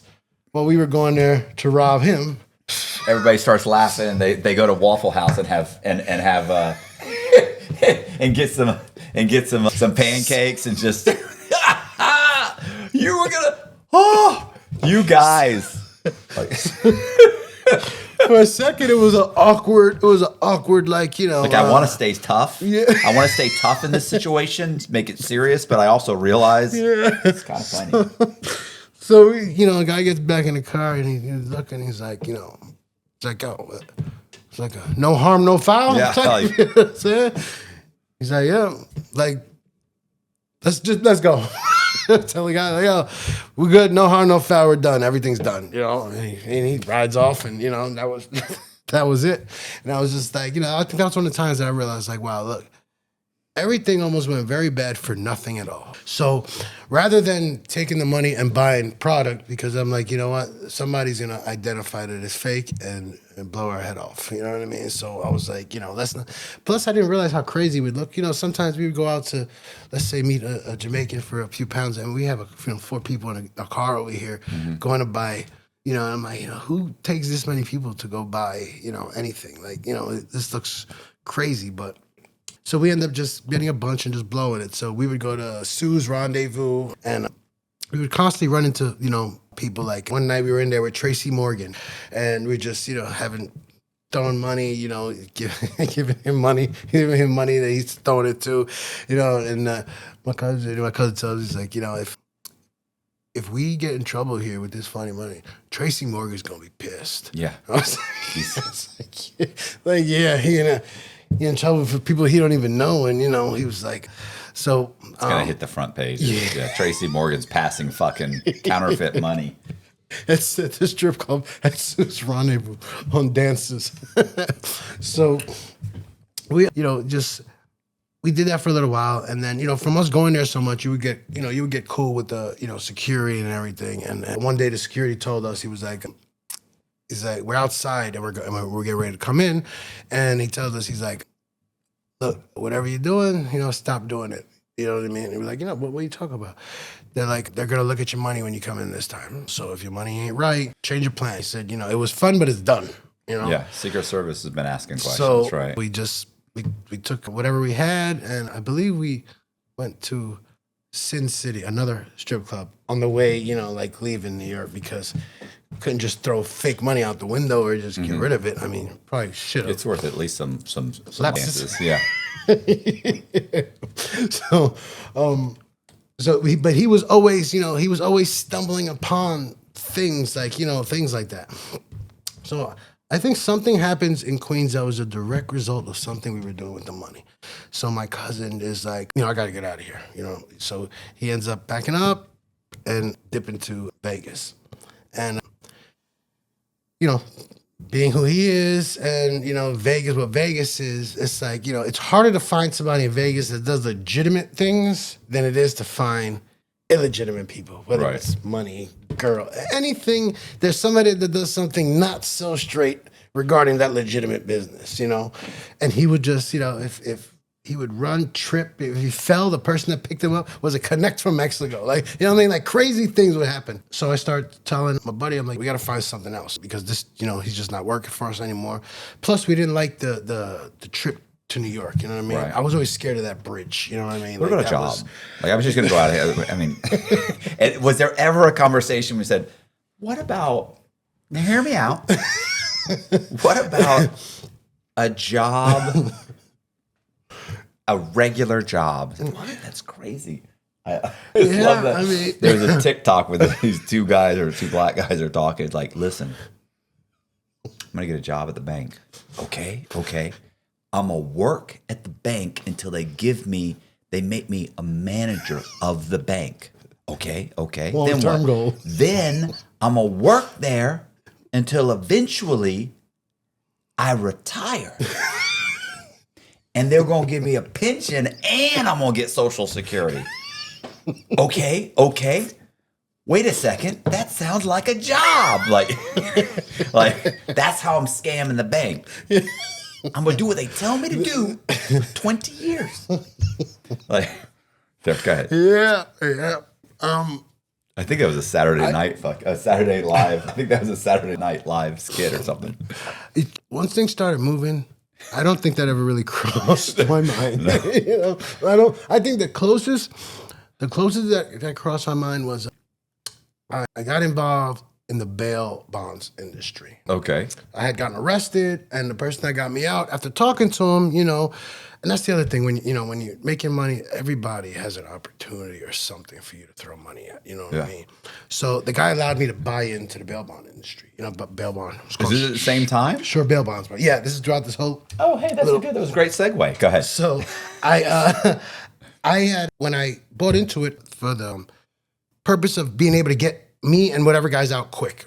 Quick, I figured the longer somebody sits in there, the more they're likely to cooperate. If we could get people out fast, I'll be ahead of, the situation. That quickly went south because people requiring bail are not the most reliable, the most honest or give a shit, actually, So I would have guys that I knew personally, friends, that I would post bail for them, and they wouldn't show up for court because they're home playing Madden. So I have the guys at the place call me up, listen, Johnny didn't show up for court. I'm like, when?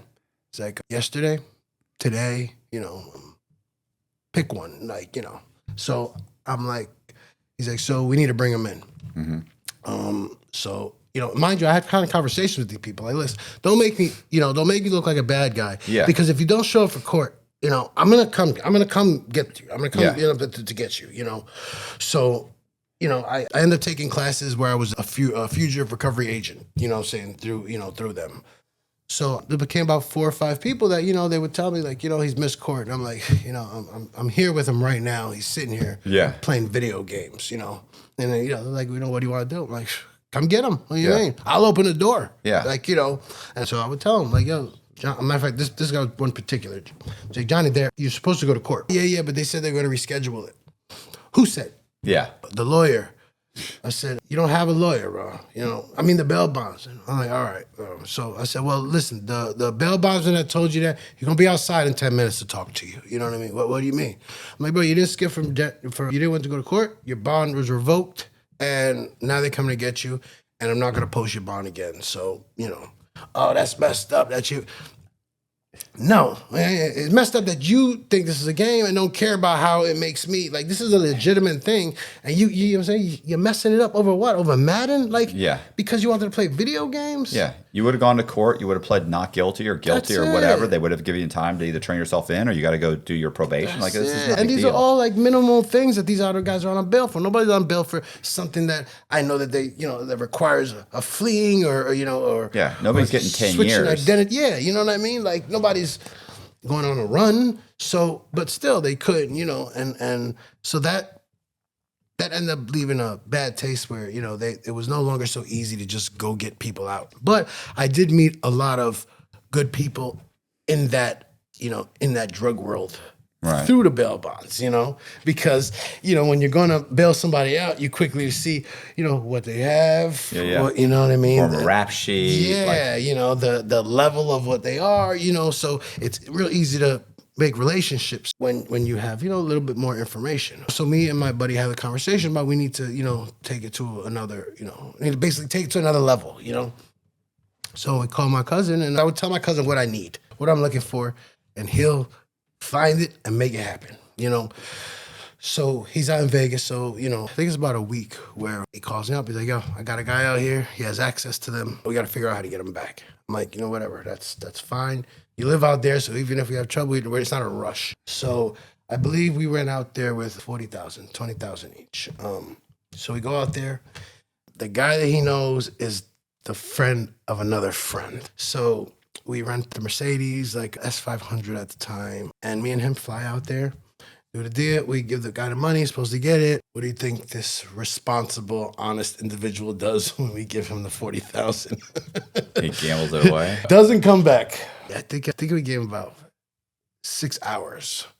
So after 6 hours, we're like, what's going on? Not answering the phone. Nothing. So the person that's the friend tells us, where he's from and everything. So now you have my cousin, you have me and my other buddy from out here, and we're riding around North Las Vegas looking for this guy. We're pulling up on street corners, we're asking them, do you know this guy? do you know him? You know, and we're doing this for a few hours. That was nighttime, you know, and we've been at this for a few hours, like just trying to hunt this guy down. So eventually we're at a gas station and a car pulls up on us. And the guy is like, you guys looking for Troy? And he was like, yeah. He's like, well, that's why I want to talk to you. Come see him. So we end up following him, and they take us to this guy they call Unc, which is like, you know, uncle, but he's like, you know, the person around, you know. Probably not a blood uncle. No. Right. So he ends up telling us, he's like, listen, I'll get it back for you, all right? He said, but I want you to bring your business to me from now on when you come. So we're like, yeah, whatever, you know what I'm saying? Just, you know, get us our stuff back. He's like, yeah. So within a few hours, we had Your 40 grand? we had the stuff. Oh, the you know stuff. What I'm saying? But it was stuff, but it wasn't the stuff we were supposed to get. So It wasn't the quality? no, during that time, they took time to hit it, you know what I'm saying, re-rock, you know, whatever, you know. But it wasn't a loss, so, you Wasn't know. a $40,000 loss? Yeah, it wasn't a $40,000 loss. Oh, you know what? I skipped over a part with my buddy. When I had gotten the home invasion, right, after that period, we were still selling bud, right, when I started climbing back. My buddy had a family that lived in West Virginia. And, you know, West Virginia was like I don't want to say hick, but, you know, a trailer type Yeah, trailer. no, I know what West Virginia is. So yeah. everything went for more money. Everything was more expensive. So they bring powder out there, and they were like, you could sell weed all day for a ridiculous price, you know? So I was like, you know, I had just gotten messed up with the police and, you know, burned all down there. I'm like, you know, why not? Let's take our show on the road. Why not? So I end up bringing like 8 pounds, and we drive down. We're, you know, selling it, doing our thing. We're, you know, being entertained by their women, and, you know, the locals don't really, you know, aren't fond of us. So again, I'm the only light-skinned one out of all these people. So, you know, I'm sticking out everywhere. You know what I mean? So now we're out there making some money. We pull up at a convenience store, and we're getting something to eat. And I'm sitting in the driver's seat. A van pulls up, a slide door opens up, and a shotgun. You know what I mean? You know, I'm stuck because I don't know if anybody ever heard it, but, you know, that shotgun clicking is an intimidating sound. Right. That, you know, so, you know, I'm stuck. And so he tells me, he's like, listen, take this as a warning that, you know, you're no longer, you've out-welcomed your welcome, you know, basically. You know, you're out-welcome, you're welcome, and not looking to have a conversation with you again, you know. And I was like, you know, all right, like, you know, understood, like, I mean, no problem. So one of the guys that were in the store sees it. You know, of course, he stays his ass inside the store. The other guy that was in the back just sits there. It's funny because they come out. The guy that was in the store, one of my buddies watching, pretends like he didn't see nothing. So he gets in the car, doesn't bring it up, doesn't say anything. Just, you know, he saw nothing, you know. So we're driving, and the guy in the back is like, you know, so we're just going to pretend like that didn't happen, you know, like, you know, we're not going to say it. And then him in the front, it's like, you know, what happened? I'm like, the guy with the shotgun that you watched from the door, because I saw you looking. Right. I saw you. And he's like, no, I didn't even see, you know, so what happened? I said, he said that it's time for us to go. I guess this is his area, his people, but, you know, we're no longer welcome. You know what I'm saying? So we're there with a bunch of people, you know, and there's you know, like actually doing the work out there. So we go back to the house, and, you know, we're telling the guy what happened, and, you know, they start, you know, running off, you know, nobody running us out of here, you know, and I'm quietly packing shit, you know. Yeah. I'm putting my stuff in a bag, getting my bag ready, you know, so, you know, and they asked me, like, yeah, what are you doing? Like, what do you mean, what am I doing, bro? I'm leaving. Like, you know, clear, you know, it's clear we're not welcome. You know, he just gonna let you run off. I said, look, check this out, right? You see how there's 5 of you, right? And I'm the only light-skinned person here, right? Mm-hmm. Everywhere we go, you know how easy it is to identify me? Like, what are you saying? I'm like, what I'm saying is that I will be a lot easier to touch than anybody else because I stand out from everything. I said, not only that, this is his area. You know, I'm not, you know, the money's not, it's not that much money. You know what I mean? I'm not, so I'm leaving. You guys, you know, whoever wants to come back, you could take a ride with me, you know, but I'm gone. You know what I mean? When you leaving? I'm leaving as soon as I'm done packing my stuff. You know what I'm saying? That's it. You know, it's like, what about the bud? I think there was still like 5 pounds, you know. I'm like, you can keep that shit. You can keep it because I'm not gonna drive back with it. I left that situation. My buddy ended up staying out there. You know, he ends up meeting a heavy-set white girl, you know, who's just happy to have a guy from up north, Right. you know, call it that, around, you know, so give him everything he wants. He gets a BMW X5 and everything. And, you know, this is like a few months out where I guess the guys that warned us, Right. you know, started to actually make good on their warning, you know, but they didn't make good the way they said. What they did was they started calling the cops. Right. They end up calling the cops, locked up 2 of the guys. We end up being 2 blocks away from a federal building over there. We had no idea that, you know, the feds down the block could have literally threw a rock, you know, at them. And he ends up finally coming back, you know, leaves the car, leaves everything. And that's when we start looking at the idea of, you know, need to expand on the other thing. Because up until, you know, expand on access to it, because we're just neighborhood basically people that, you know, at this point, Yeah. you know, and Neighborhood dealers. that's it. Right. Yeah. You know, we, you know, a lot of it, but it's not really reaching anywhere outside. Right. So go to Vegas to get the work. So we get it back here, you know, kind of find out it's not that great, but we end up selling it, making a couple dollars, not taking a loss. We're like, you know what, we're going to try it again. So now this time we separated the parts. So I was responsible for me to secure the product, get it. His job was to secure transportation, you know, so he knew people that were involved in trucking and things like that. So, you know, it was on him to figure that out, right? So we go out there. I successfully, you know, I get it. Now the driver and everything comes down. His job is to interact with the driver and the guy he knew from out here that knew the driver. So I end up flying back because I had something to do. His job was to stay there, secure all that. They take care of all that. So I land and I give my cousin a call and ask him, like, you know, what's up with Shay? He's like, what do you mean? He's like, Shay left. Like, what do you mean he left? He's like, he left. Like, where's the driver? I'm like, the driver's right here. He's like, he's diabetic. He needs an insulin shot. I don't know if this guy's gonna die. I don't see how he's gonna make it. I'm like, what? I'm like, you know, who is the guy? He's like, I don't know nothing about him. He's a, you know, old Spanish dude. So I'm like, what did this guy leave for? You know, so he said he knows what to do and everything. You know, he was driving from Vegas back down, right? So whatever, my cousin gives him whatever he needs for his insulin, his sugar to help him take off. So then my buddy comes back and I asked him, like, yo, you know, like, what happened? You know what I mean? Like, I didn't want to be out there. I'm like, you didn't want to be out there, but this was your job. Like, you know, I'm like, listen, give guy's information. You know what I mean? He's like, what information? I'm like, what kind of vehicle was he driving? No, I don't know, a Ford. I'm like, give me the plate number. I didn't take the plate number. I'm like, give me the guy's address. I don't know his address. Like, you don't know his address? Like, you didn't see his license? You didn't see? It's like, no. Like, but what do you mean? You don't know nothing about this guy? You just gave him everything we had and said, you know, hope you do the right thing? What happened? No, I don't know. This is this guy. What happens? Oh, driver never makes it back. Never makes it back. Again, that was everything. Right.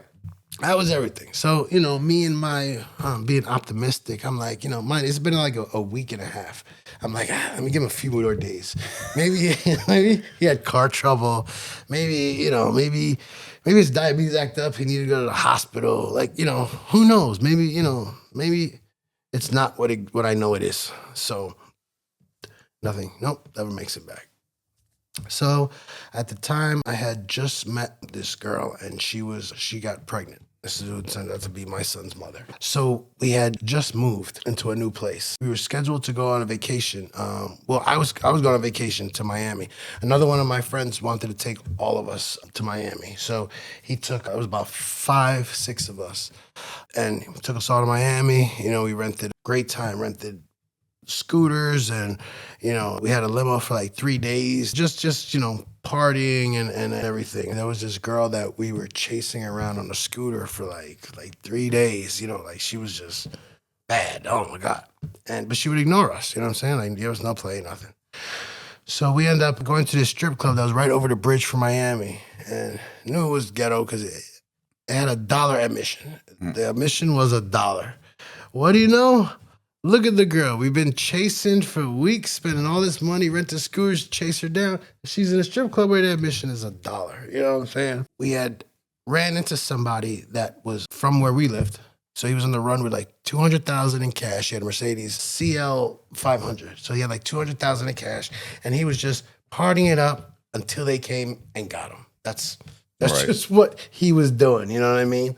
So he's out there, and so for a minute we had forgot that we had basically just lost everything. You know what I'm saying? Like partying and everything. He basically was taking care of it, and so. Get back, and reality sets in. She's pregnant, and what are we gonna do? My buddy's coming up with no type of help, no answers, no way to resolve it. But I had at the time I had a Breitling watch, and I had a couple cars. I had like a 300 twin turbo, very low miles. I had a Chevy Impala SS that I had all done up. So my first thing was sell the watch, sell the cars, and take a trip right back. Sold the cars, sold the watch. I think I got, I want to say maybe 20 altogether. So I flew back out there. My cousin and the guy that connected us with the other guy, his name is Fresh. He connected us with the guy that ran off. He was actually the contact, but I guess he was letting us do a drive, with this guy to see how it went. So he was like, listen, I'll give it to you. I believe the price was 16. He's like, I know that you took a loss on the other one. First time you went through a bunch of bullshit, so I'm gonna throw you one and we'll see what happens. He said, the only thing is, it's on you. You gotta, figure out your way to get it back. You know what I mean? You gotta do that. My cousin went to New York to visit family. On his way back to Vegas, he had seen somebody that he knew, and he saw that the guy had went right through security. He said he flashed the badge, and they brought him right through a security checkpoint. He said he met up with him again in Vegas, and he tells him, he's like, what's up, what's going on? He's like, oh, I saw you at the airport, and he's like, yeah, no, I was going to, see whatever. He's like, look, the hell with all that. He's like, what did you flash them? You know what I mean? What did you flash them that they just passed you right through? He was like, oh, I flashed him the badge, that I work at. He does something with the I don't know if it was security or something, but he's like, yeah, they don't search me. I just go right through. So my cousin's like, so you could bring anything you want through? And he's like, yeah, pretty much. So my cousin lets me know. He's like, listen, I got an idea. I got this friend, that he is not searched. What if we give him the keys, and then he gives it back to us in the bathroom at the airport, and then we take it on a plane? That's great. That sounds wonderful. I'm like is hypothetical? Do you know, a guy? He's like, no, I know a guy. I was like, you think he'll do it? He's like, I already know. I already asked him. He said, do it for $2,000. I was like, here we go, bro. Let's do it. So I was like, so you gonna do it with me, right? You know what I mean? I'll take one key, you take one key, and we do it. He's like, yeah, we'll come with you. So we end up buying them, give it to him. This is the smoothest that it's ever gone. He brings it into the airport, go into the bathroom, he hands it to us in the bathroom. We hand him the money. He leaves. We take it on as carry-on luggage. Land in LaGuardia, JFK. Land at JFK, and everything's fine. Everything's fine. Matter of fact, no. We land in Newark. When it's time to get off the flight, all the fear kicks in. You know what I mean? We none of us want to grab the bag from the compartment. We like, you grab it. No, you grab it. I'm like, listen, nobody knows that we have this. You know what I mean? So end up taking it off. Made it out, made it home. Great. Open it up. So now we're unraveling. When they wrap it, there's plastic, cellophane, there's soap, there's oil, there's all types of stuff. One of the keys had sprung a hole in the plastic and it's soaked with motor oil. So now one of the whole birds is soaked with motor oil. Can't do anything but cook the whole thing now. Cook it. It's still gonna have a motor oil smell, but it'll still smoke. Yeah. So, end up trying to become a chef. Mixing it, adding vanilla extract. Trying to just get the smell gone, and it was just nothing. Nothing at all. Again, this was probably a sign that it's just not quite not your thing. going. Yeah, but you never call a guy and say, you gave me some shit that has a fucking hole in it. I'm not fucking paying you for this. No, never even crossed our mind. We did call him, and he was just like, that sucks. I think that was his response. Yeah, but in his defense, he wouldn't know. It comes across the border. They chop it up. He doesn't know. And so end up making it work. From there, we were off to races. So from the price, from when I was down here buying it in front of the Connect in New York, we were making about $2,500 a week. Which it was good. Paid all the bills. You know what I'm saying? Nothing crazy. But when we started doing the Vegas thing, I was getting them at a price of, I had a $10 point margin from purchase to what it's selling over here. So we went from the 2,500 to 18 to 20,000 a week. And I'm saying profit just by the 2 bricks and seeing maybe 4 people. So, that was always my thing. My thing was to have the least amount of time that I'm holding it and the least amount of people involved, So did that, and that went on great for years, like clockwork. Strippers became my delivery system. So I would go to strip club, I would meet a stripper, I would pay her rent, and for paying her rent, she would allow me to send a package to her house. So I was sending packages all over the place. You have the Postal Service and you have the FedEx, right? Postal Service delivers to people and address. FedEx delivers to addresses. So they don't keep really a record of the people living at the address. It doesn't matter. So what I would do is I had about 6 places, and it was be one a week, so the same one didn't go to the same address a month. When the package was come, I would call FedEx. I would say to them, listen, a package is delivered at my house. I wasn't expecting anything. Throughout the course of the day, I'll be returning it. So I figured, that's a recorded call. Right. If by chance I get hit with the package, I already tried, I was going to return it. Yeah. You know what I mean? They could never get me with the contents. Never had to really go that far because nothing ever got hit.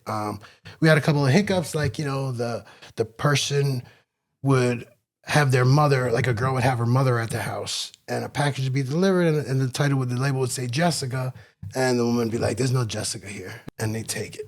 So now I'm running through the street, chasing down a FedEx truck that's hopefully the one that delivered, but then I don't have an ID that matches the address, so it cost me a couple $100 to get my package off, But in turn, never lost anything. Not of that anyway.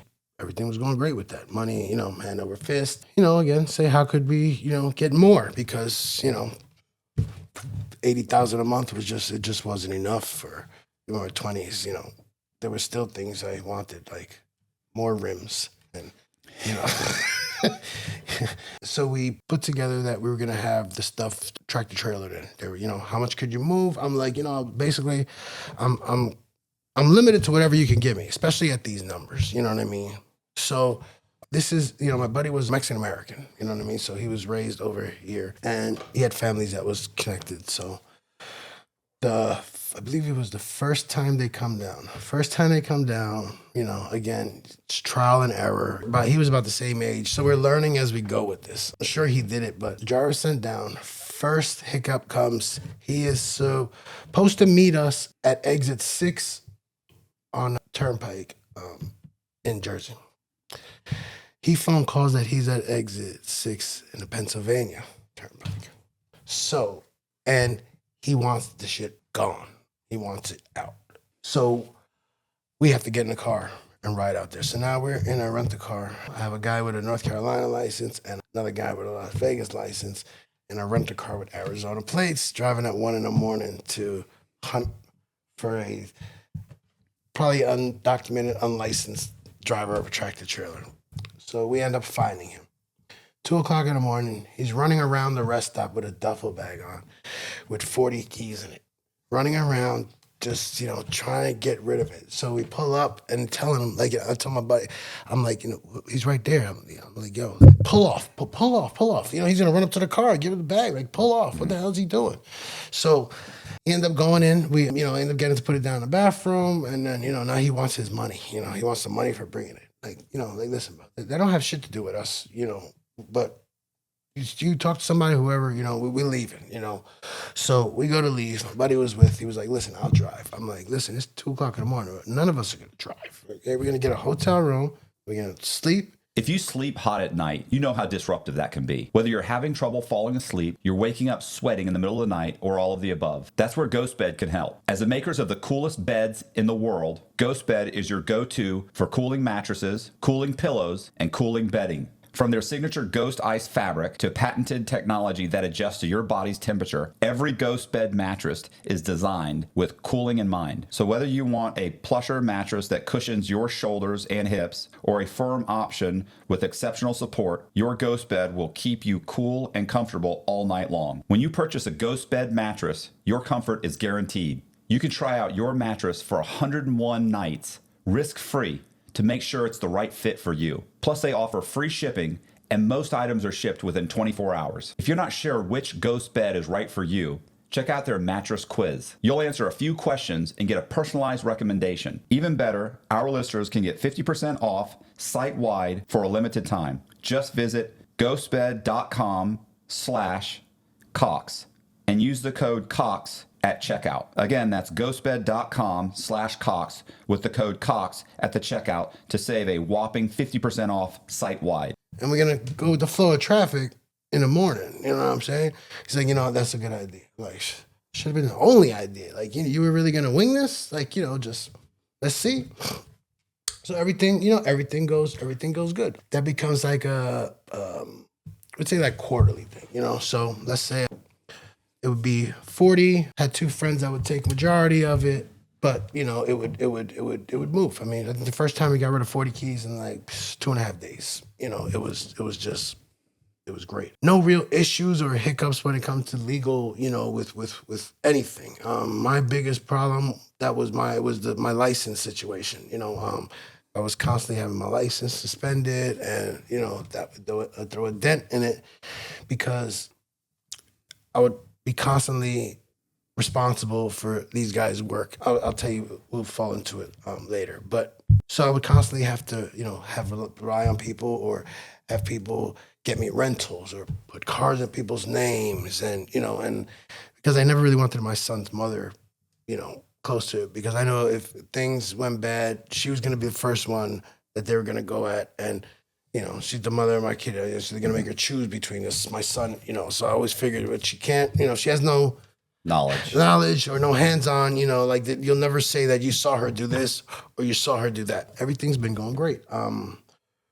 We have another friend of mine that, he's from North Carolina. He is connected also with, some Mexicans, and he's like, you ready to have one of the trucks come your way? And I'm like, yeah, sure. We have a load that comes, and it's carrying 1,000 pounds of watermelon. 1,000 pounds, or maybe 1,000 watermelons. 1,000 watermelons. But again, their system is that they just find an avenue that works, and they just send. They don't worry about really floating off. They don't worry about any of that. If it can get, to that area, that's all they care about. So, they give us a call. The truck is 10 minutes. The truck is 10 minutes away, but it has 1,000 watermelons on it. You know what I'm saying? We need the watermelons to go somewhere.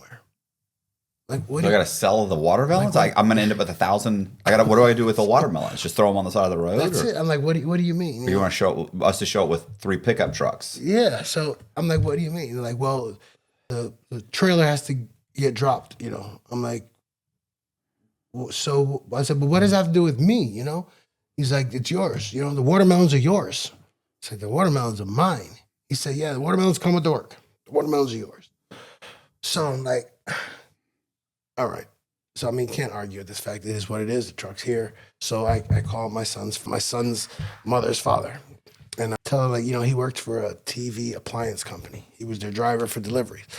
So I told him, I said, listen, I have a trailer that needs to sit somewhere for a little while. Just sit there. Nothing's gonna happen. I just need a secure area to sit where nobody will come and bother it or inspect it or look for anything about it, because the work was in the tractor. It was, it was in the front part of the trailer. It was in the actual rig. It wasn't in the trailer. So in the parking it, dumping the trailer over there. Where they were supposed to unload at the garage, the truck didn't fit into the bay. It didn't fit into the bay where they were supposed to unload it. Again, these are probably things that maybe ahead of time you would, but no, not them. So only option I had was to take the truck to my house and bring it into my backyard. So now I bring a tractor into my backyard and have to take the bottom part. They're doing all types of shit to unload another. I think it was 65 keys in my house. So now I have a tractor in my backyard. I have 2 Mexican nationals. All right, one of them is coming with the load, so he's going wherever the work's going. His job is to just watch it, and that's it.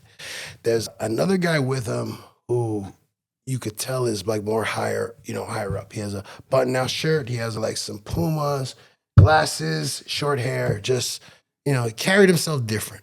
And he had a lot of He had a couple computers, satellite phone, things like that. So now, again, where they were supposed to drop the work off was supposed to be a shop where it was going to be, I guess, stored or distributed, or broken down, whatever. Now that the load has been unloaded in my house, where are they going to stay at? Oh, they can stay with me. So now I have the driver, the guy, the Mexican, and the other guy all in the basement. Now my house was set up like a mother-daughter type thing where there's, 2 living areas. So now I have them in my house, staying there, right? My son's mother's upstairs. I think my son had been born at this time, Again, she's pretty good with not asking any questions. She's one of those, she'll go out throughout her day and she won't even acknowledge something's going on. She'll walk right past it. Everything going pretty smooth. I noticed that the guy with the laptop, periodically he would look at a map. And on the map, I saw dots, From what I gathered, the dots were other tractors, other trips, other trucks, loads going to different places. So I don't know if he was in charge of it or, what exactly his job was, but I believe his job was to verify that everything got there the way it did. Because after that, everything was accounted for, it was unloaded, everything was good, all the work was undamaged and everything. He left, the one guy stayed. My buddies doing everything they're doing. I always got nervous. When the money was coming, because, I don't know, I was more comfortable having 10, 20 keys than the $300,000, $600,000, $800,000, They a whole lot less concerned about work than they are the money. When it's work, it's still only work. Once it's money, then it's something, it's different. All right, so I have a cousin. So he had been locked up for weapons charges. Older brother had been arrested a few months back for trafficking 1,000 keys a week to the area, making $1 million $1 million a week. They seized $30 million of property, homes, everything. He was going to jail when the younger brother was being released. So, They passed each other in the hallway. So big brother had the mansion and built a $700,000 home next door for him to come home to and everything. So they take all of that. So now younger brother's coming home to absolutely nothing. They take $1 million in watches and Rolex. There's a jewelry store called Forge Dealers who loses their license to sell Rolex because they were selling it to him at under the market value. But he comes home to absolutely nothing.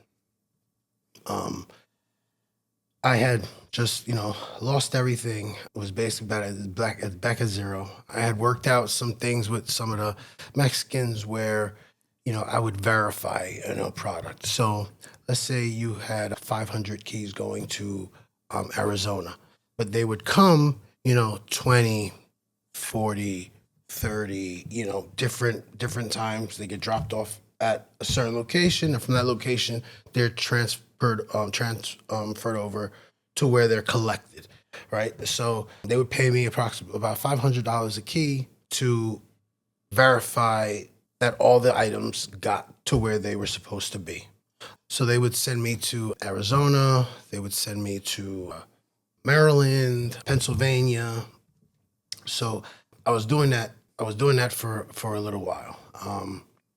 At one of the guys that were in Elizabeth, New Jersey, was supposed to transfer the money. He was going to be driving the money to them, and he couldn't find his license. He couldn't find his ID. So he had asked me if I would take a ride with him. I take a ride with him to do this because I had a license at that time.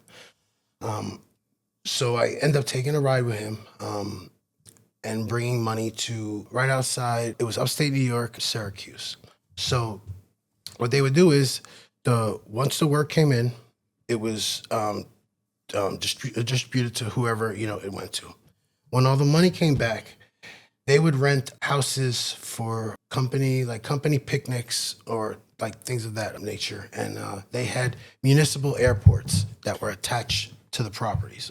One in Maryland, one in New York, and there's another one in PA. I believe you can still buy them today.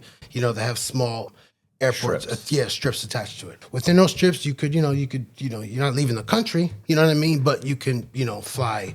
So the money would be collected. It would go to one of those, and from there, it would get flown to California or to Texas or to wherever, and then they would, take it somewhere else. I took the ride with him, and the guy, got a liking to me. So, he asked if I would mind doing it, So it was always like little, more rural areas, that didn't have a real, I guess, minority presence or drug presence, like sheriffs and, and things of that nature. But we would bring the money up, and they would, fly it to those locations. I had brought my cousin. When he came home, everything was bad. He was just, his brother was hired a lawyer, that when we were fighting the case. The lawyer's name is Paul Berggren. He was a former prosecutor and a federal lawyer. There's a guy that he's on social media that he had a big escort service in New York. This is a real eccentric guy. He's, bald, and the attorney had stolen his escort service from him while going through the process of the case. So they end up, my cousin's in jail, older one. They have him hooked up. They transfer somebody into his cell. The person is a cooperator, right? It seems like their target was the attorney, Paul. We go one day me and Nell go to visit the lawyer at the office to talk about the case. The lawyer's first thing says to us is, you got to find the cooperators, you got to kill them. That first time meeting me, right? There's a black guy in his office that has the lawyer's name tattooed on his neck with a Roman numeral 4, right? Saying, yeah, that he got me off 4 bodies. He got me off 4 bodies. It's like, okay. So the black dude is telling us, he's like, you guys hustle, you guys move, work, like we do a little bit. So he says the guy's name. He's like, Ben? Ben? And I'm like, no, meanwhile, that's, the person that we're going there to talk about. And, this guy has the Roman numeral 4 on his neck. So I'm about to tell him that, we make any kind of money because, right. We don't know. So the lawyer tells us, they got to find him, got to kill him. You know what I mean? We make a comment to him like, listen, we got, some people that can help that situation. Well, he says, don't worry about it. I do this all the time. Like, all right, you do it all the time. So we leave it at that. The case is going on. Come to find out, the case was a circumstantial case. They never find any drugs. If you would have fought it the right way, you could have probably beat it. But because of the lawyer, he ended up getting the short end of the stick. They used him as a pawn, right? So the lawyer ends up being on record saying, part of the agreement was $250,000 and introduction to the Connect. That's what the lawyer wanted. He wanted access to the Connect. He had on tape telling the black guy to cut his hands, head, feet off and throw them in the water once the introduction was made. So, am I missing something? The lawyer is setting up a murder. This is a murder for hire. They're setting up somebody to get murdered that's cooperating. He's not cooperating. The guy, the defendant, his client is not cooperating. He's just charged right now with the conspiracy, the distribution and the money laundering. Right. Right. Then who are they wanting to kill? Who's the lawyer want to have killed? Oh yeah, he wants to kill the person that's cooperating. Yes, against him. Against his client. Against his client. Yes. And again, he says, I do it all the time. Okay. All right. So leave it at that. Get about 2 weeks, 3 weeks later, the FBI comes and they arrest the lawyer, right? Charging him with murder. Turns out he killed 3 or 4 other federal witnesses in different cases. They charge him with escort service that he stole in New York. They charge him with possession of 50 keys of powder. And they charge him with a few other things. While we're going through the whole process, he puts out a hit. He wants, $50,000 already prepaid to hit the cousin, the client, and me, right? I was just the guy that came with my cousin to go see him. But you still heard him talk about the murder. That's it. Wanting to say somebody murdered and said, I do it all the time. That's it. And so they have that, they have that information. They let us know, whatever.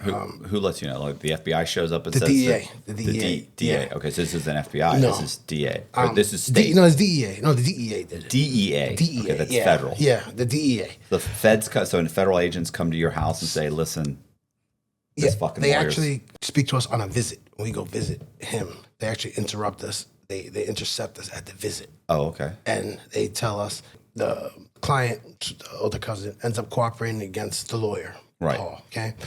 Paul ends up being convicted of everything. He represents himself. He's sitting in a Supermax. He's sitting at the Supermax right now in Colorado. The person that had the 7 murders that he was charged with, his hitman, cooperated against him also. Ended up getting 4 years. Within 3 weeks after being released from the 4 years, killed somebody else in broad daylight in Newark, New Jersey. Gets picked up. He's going to prison for the rest of his life. So after all of that, kind of calmed down, we're not able to get anything to really click anymore the way it was, I tell my cousin, he was like, I was like, listen, there got to be a way that we can get him out. You know what I'm saying? There has to be something we could do, I was like, talk to him. Let's talk to him and see, So they talk to him and then they bring up the, I don't know if it was Rule 35, maybe. Third party Rule 35. Yeah, third party Rule 35.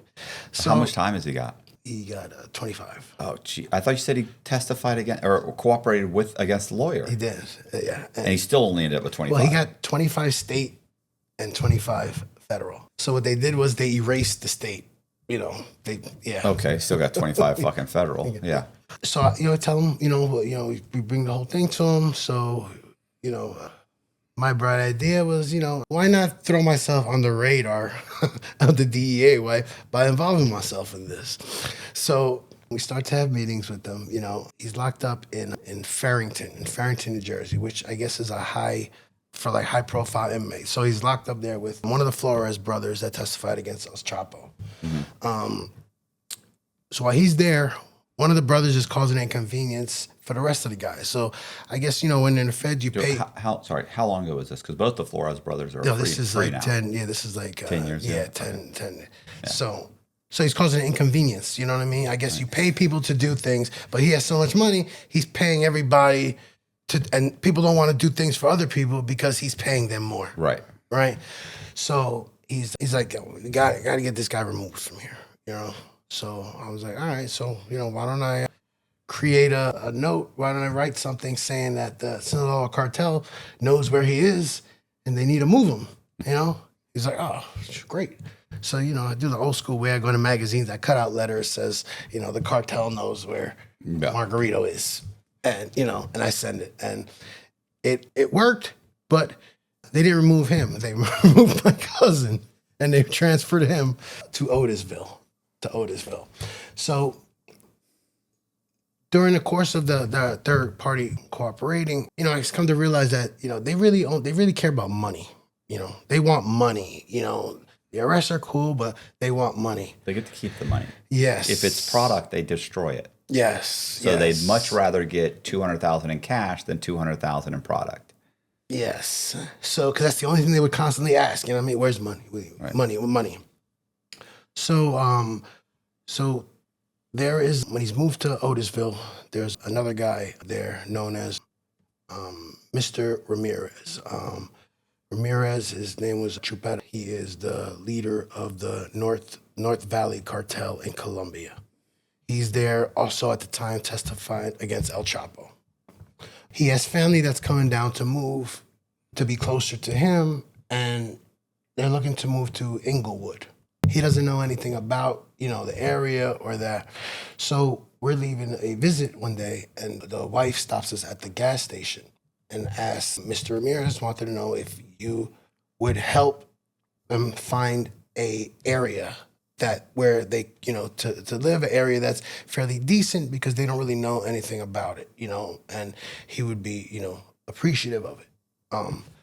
So I'm like, they're basically asking me to play realtor, you know what I mean? Right. So I'm like, whatever. I don't mind doing that, I figured it'll help their relationship, help the relationship in there.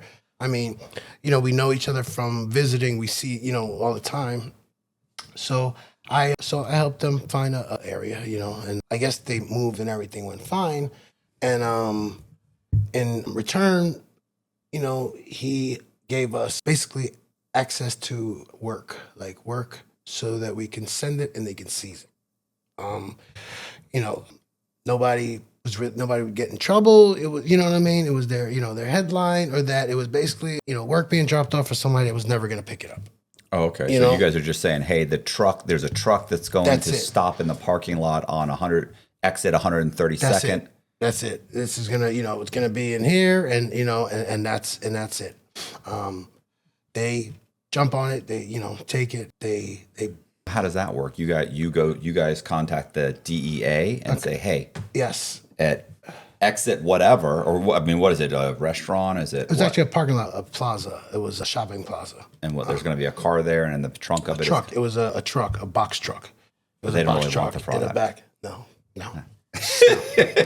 So, but they'll take it. Yeah, they're going to take it, but that's not going to. They may or may not. They want arrests. Yes. They want money. They want arrests. Yes. So they'd say, yeah, great, everything. Yeah, we'll take it. Yeah, but that's 100%. Not good. But that doesn't meet the level of a third party Rule 35 reduction. No. Didn't even get him an extra sandwich. Yeah. Nothing. It's just not enough. That's it. Practice. That's all it was. Just practice. But they don't say that, right? Yeah, no. So happens, and then they, avoid the question, because I'm asking, so what's up? What's happening? Mm-hmm. And they're like, no, get back to you. So another time they give me a call, and they're like, listen, we have this guy that's cooperating, but the person that he's cooperating against doesn't want to deal with him. You think you could act like a connect? I'm like, yeah, sure. I could act like a connect. He's like, we'll give you $5,000. I said, all right, sure. I was like, can you get me to work too, to give him as a sample? He's like, we can't get you no drugs. Oh, so I was like, all right. I said, but can you follow me? If I'm going to, bring him stuff. I don't want to get caught in the process, Right. giving him the sample. He's like, yeah, we could follow you. You know what I mean?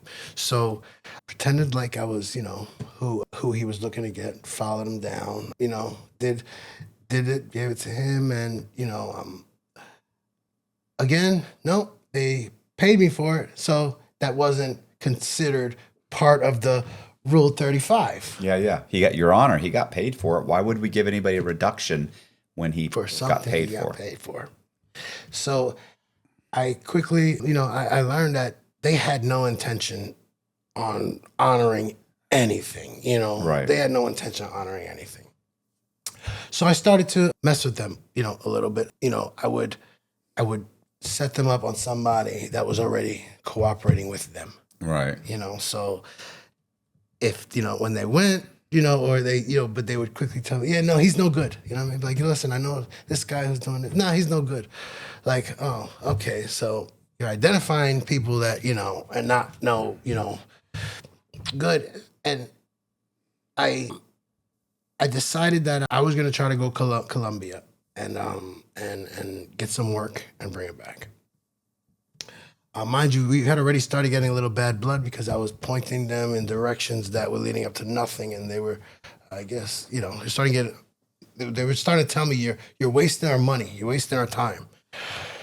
I go to Colombia, key for I think it was $2,200. I package it to ship it back. You can't send things back from Colombia to here on a normal thing because, like, let's say you buy a stereo, they're like, why are you paying $200 more for a stereo over here than you can get it over here already in the States? So I get back home and my house looks like it was raided. It was raided, but there's no paperwork, there's no nothing but, bulletproof vest. All my electronics are gone, and my car key's gone. Car's there, but my key's gone. I look up on my computer to see where's the last time my email was accessed, and it was accessed at the DEA Strike Force unit. So I call them up. I'm like, listen, what's up? Like, what's going on? You guys, why you have my computer? Oh, we don't have the computer. I'm like, look, I'm looking at it right here. It says that it's, at your office. I don't know what you're talking about. We'll call you back. That's done. I feel like I'm being followed. I would see consistent cars. I would pull over. They would pull over. I would park illegally. They would, I was being followed. So I told my attorney, I'm like, I'm being followed. I don't know what it is. You're being paranoid. One day I get tickets in the mail. I get a ticket in the mail for reckless driving without a license, driving on suspended license, speeding, but never pulled over. All right. None of the vehicles are registered to my name, but somehow all of the things made it to my mailbox. So I tell him, what's going on. And obviously this is local. So he's like, all right, well, something is going on funny now, When it came to the Rule 35 thing, they just agreed to have him parole granted. That's what it ended up coming to. Find a track of my vehicle, and I call them to meet up with them, and I bring it back to them. I bring it back to them. Like, listen, I was like, look, listen here, this is one of your guys because I've seen this, before. Like, I don't know what that is. But they keep it, right? So they keep it. So I'm starting to notice funny things going on. My mother had a hardwood flooring company. And I go there one day, and while I'm inside, all of a sudden a swarm of police cars, swarmed the place. And they lock me up. They lock me up for, they say I'm trespassing, but it's our business. Right. I have some powder in my pocket. Sorry. No. I have some powder in my pocket, and they go into, my car's parked outside. Keys are not in it. I'm not in the car. Right. They go in the back, and they pull out a bag, and they say, we got a gun, Gun? I'm like, what do you, never take it out the bag, nothing like that, So they lock me, so they bring me in, and, the officer's like, do you want to talk? I'm like, yeah, sure, So they ask me if I'm hungry, got my little meal. So they tell me, what's going on? I said, what do you mean what's going on? Oh no, he said, what do you have to help you out? I was like, what do you help me out with what? Like, you're charged, they're bringing a dog, because they asked me, they asked me before, do you will let us search the car? And I'm on the police camera saying, no, I do not consent. So he's like, well, you said you wanted to talk, I said, no. He asked me if I want to have a conversation. I said, sure, I'll have a conversation. I said, I thought you guys want to talk to me. He's like, well, you're being charged with a gun. I said, what gun? You guys keep talking about a gun. I haven't seen a gun. They take my drink, they take my food, and they basically send me to the county. I get to the county, I noticed that I'm given a $25,000 bail with 10%. So automatically that's, that's odd. It's a gun. They asked me when I want to make a phone call. I'm like, no, I'm not, I'm calling anybody. So I get a bail. They post $25,000 bail. An offer of 8 years. 8 years. For a gun that isn't yours? Isn't mine, right? My public defender, I had a public defender. I learned with the public defenders that the thing is, the key is that, you do all the homework. All they are is a voice between you and the judge. They're not going to really put any effort. They're not going to put any time. They don't have it. They're not all incompetent. They're just, they're overworked, right. So she tells me they're offering me 8. I said, how can they offer me 8? I don't have any, I don't have a criminal record. I have no, felonies. It's like, well, according to this, you have a jacket. I was like, oh, let me see that. So I look at it. I said, I told her, I said, listen, that guy has a jacket, not me. She looks at it. It's like, oh, yeah, that's not you. So it was a picture of another man, another social, must have been like 60, that they're attaching to me. So I was like, rejected. So the guys from DEA called me up. Like, listen, we heard that you have a case. You have an open case, I was like, yeah. He's like, do you want to see what we could do? I said, see what we could do about what? I was like, so this was you guys. This was, He's like, well, but maybe we could, work something out. And I said, listen, this is weak. I said, I'll do this my way. You do it, guys, whatever you have to do your way. That kind of ended the relationship with them. They carried that on for about 3 years. They offered me another 2 years. And then the last one was a year probation. They offered me a year probation. I was like, no, I'm not taking it. She's like, well, if you don't take it, they're going to, 3 to 5 in court. I said, yeah, but I don't have a jacket. It's not my fault. You got no DNA. You got no fingerprints. You got no. By New Jersey law, you're allowed to carry a weapon to a place of employment from your home and to the job. Yeah, and you're not a felon. And I'm not a felon, and that's it. So let's go to trial. That's it. Let's go to trial. Trial day comes. I'm sitting there for 2 hours. Nobody shows up. So I call. I'm like, what's going on? The case, the case is sitting here. Like, what case? According to this, you don't have any cases. The last pending case was dismissed. I said, oh, so that's it. It was dropped, and that's how it goes. Just nothing, right? Your public defender didn't tell you that? Nothing at all. So because I was at my place of business, I was like, maybe I could sue them for this whole thing, right? But come to find out, the 3-year time, there's a 3-year limit that you could sue a police department for, and the day my charges was dropped was the day after that 3rd year cutoff, right? So that goes away. The 3rd card of cooperation was ruled out. He's granted parole. The day that he was supposed to, a week before that he was supposed to come home, the younger cousin has a heart attack from powder and dies. So the first time he's coming, they were never at a point that they were out together. Mm-hmm. One was always in jail, one was free. This time he's coming home and this one dies of a heart attack because the people that he was with didn't call the ambulance. They waited 45 minutes. By the time it came, he was brain dead. So he ends up getting, dying. He gets released. Throughout this course of time, I had a friend that was partners in a steel rebar company. I was always asking him, toward the end, I realized that there was nobody I knew that successfully made it out. And I knew I wasn't going to be the first. So I was trying to get out. He had always told me that, you're not ready. He's like, you're not ready for when you're ready to leave all that other stuff alone, then, let me know. So a situation happens, and where the guys it was a company that was introducing robotics into the steel industry. So they were having problems in New York because the union guys weren't using union people to construct the cages, and the union guys were threatened by the robots. So they would go to the facility and they smacked around the owner that was there. We had deliveries that was scheduled to go out. The union guy said that weren't going to allow the deliveries. So my buddy Giacomo called me up. He's like, listen, they're having some problems down there with these union people. You wanna get a job? He's like, this is your opportunity. He said, I need you to make sure that the delivery goes out. I'm like, all right. I'm like, how much effort could I, put into this? He's like, listen, just do what you got to do. If it gets crazy, call the police. We're not trying to do anything crazy, So I go down there.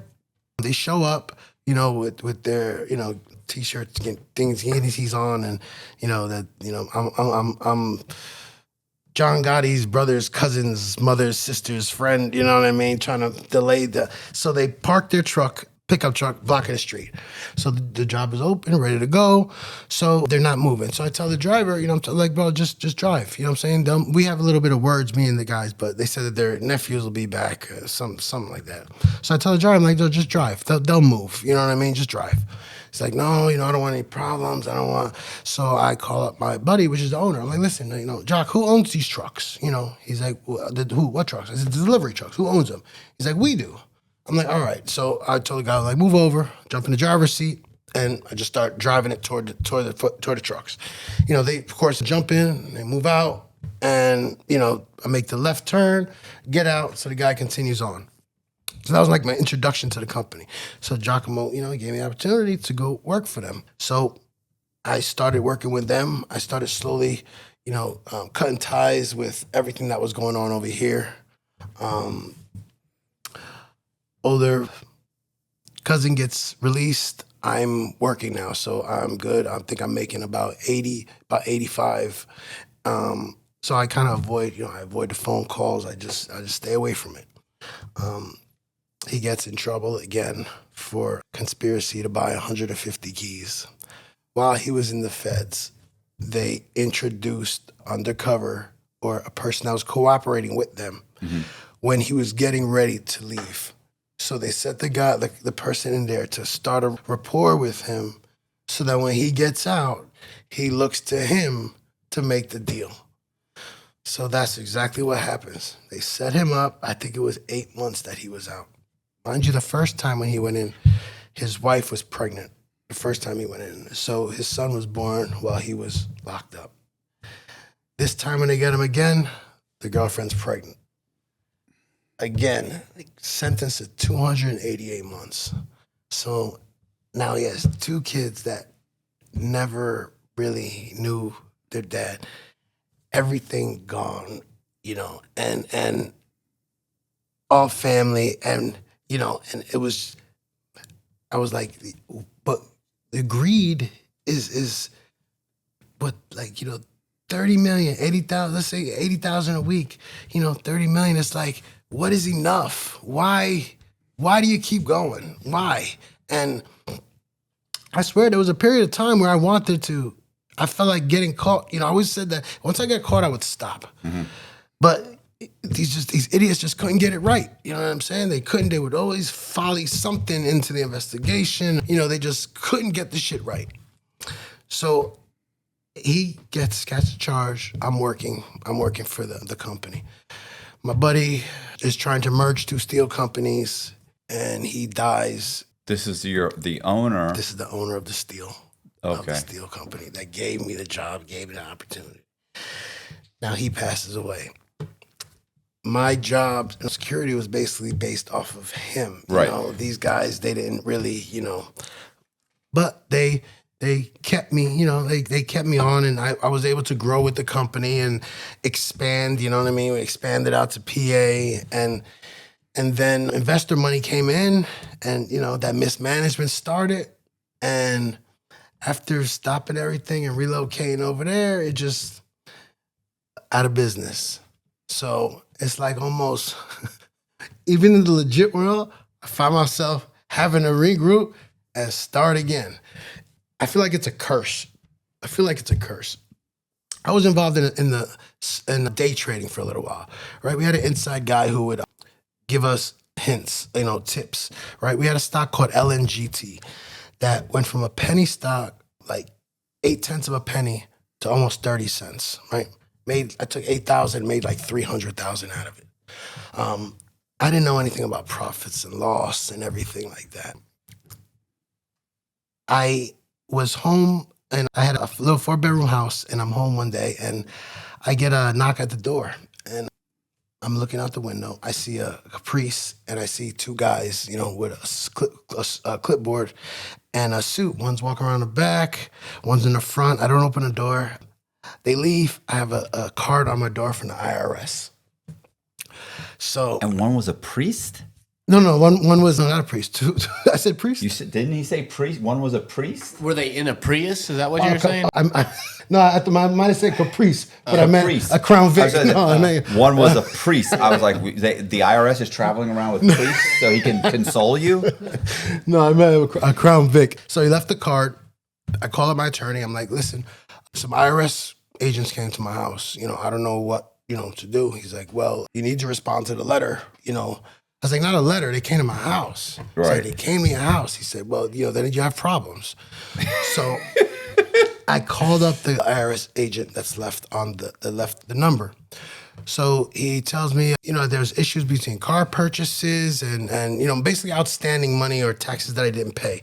A lot of the transfer of money that we did was through banks also. We did a lot of the deposit in this account, 8888, we did a lot of that.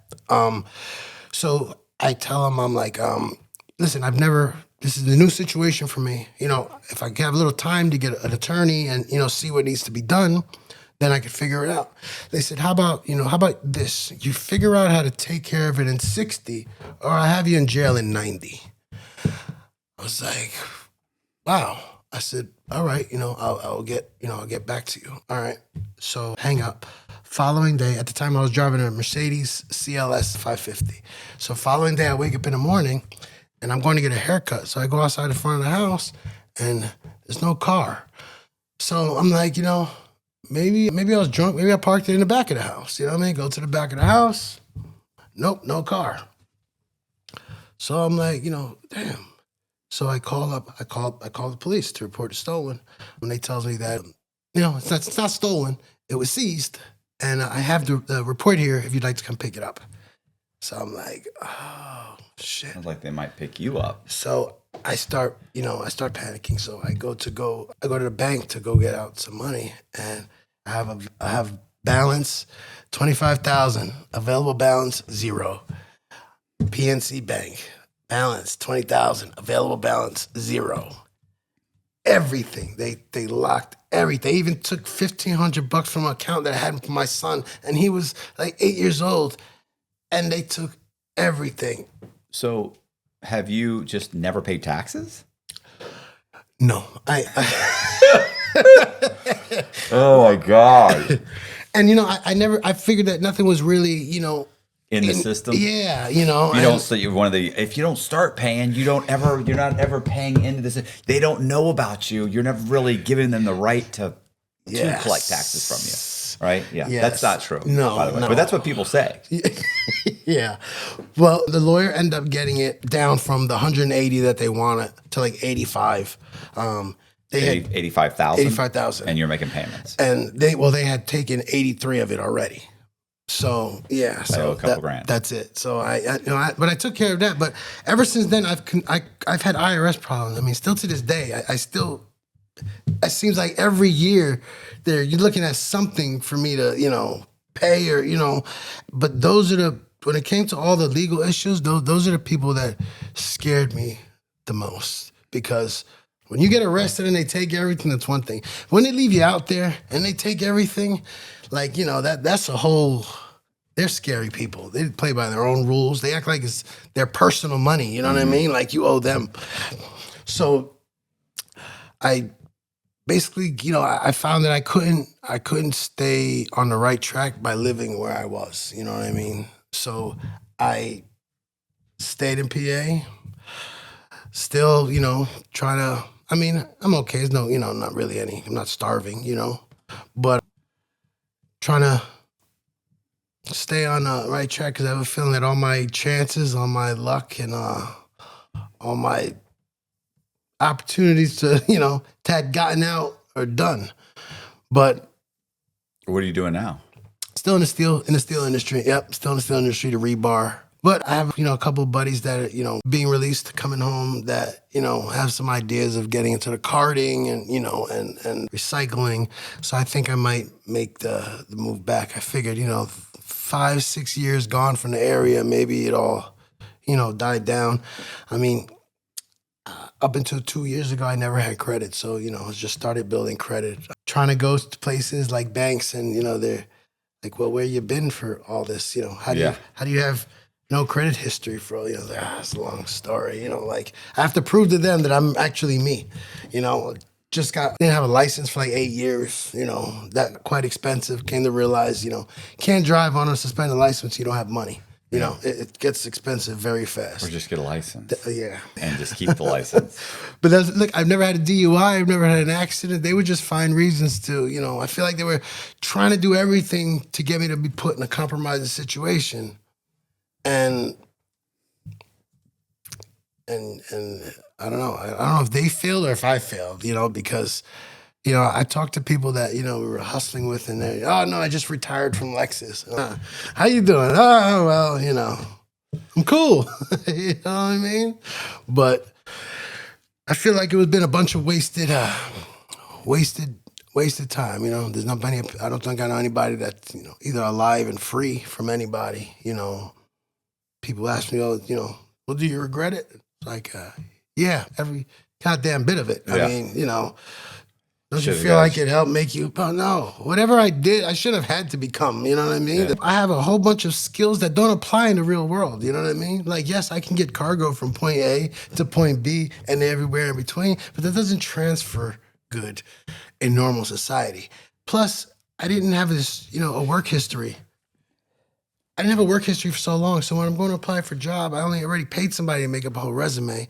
But when they want to know about this gap, do I tell them how my skills transporting soft can apply to this job? You know what I mean? That my negotiation about short money with the Mexicans that ended up in a peaceful, how it transfers over, they don't want to hear that. You know what I mean? So, I mean, I guess, lucky, but regretful. Oh, goddamn, every day, every bit of it. Hey, you guys, I appreciate you watching. Do me a favor, hit the subscribe button, hit the bell so you get notified of videos just like this. Also, if you want to follow Will on his YouTube channel and subscribe, we're going to put the link in the description box. You can click on that, go there and subscribe. Once again, appreciate you watching. Please consider joining our Patreon, our Shorts channel, and our Clips channel. All of those links are in the description box. Thank you very much. See ya.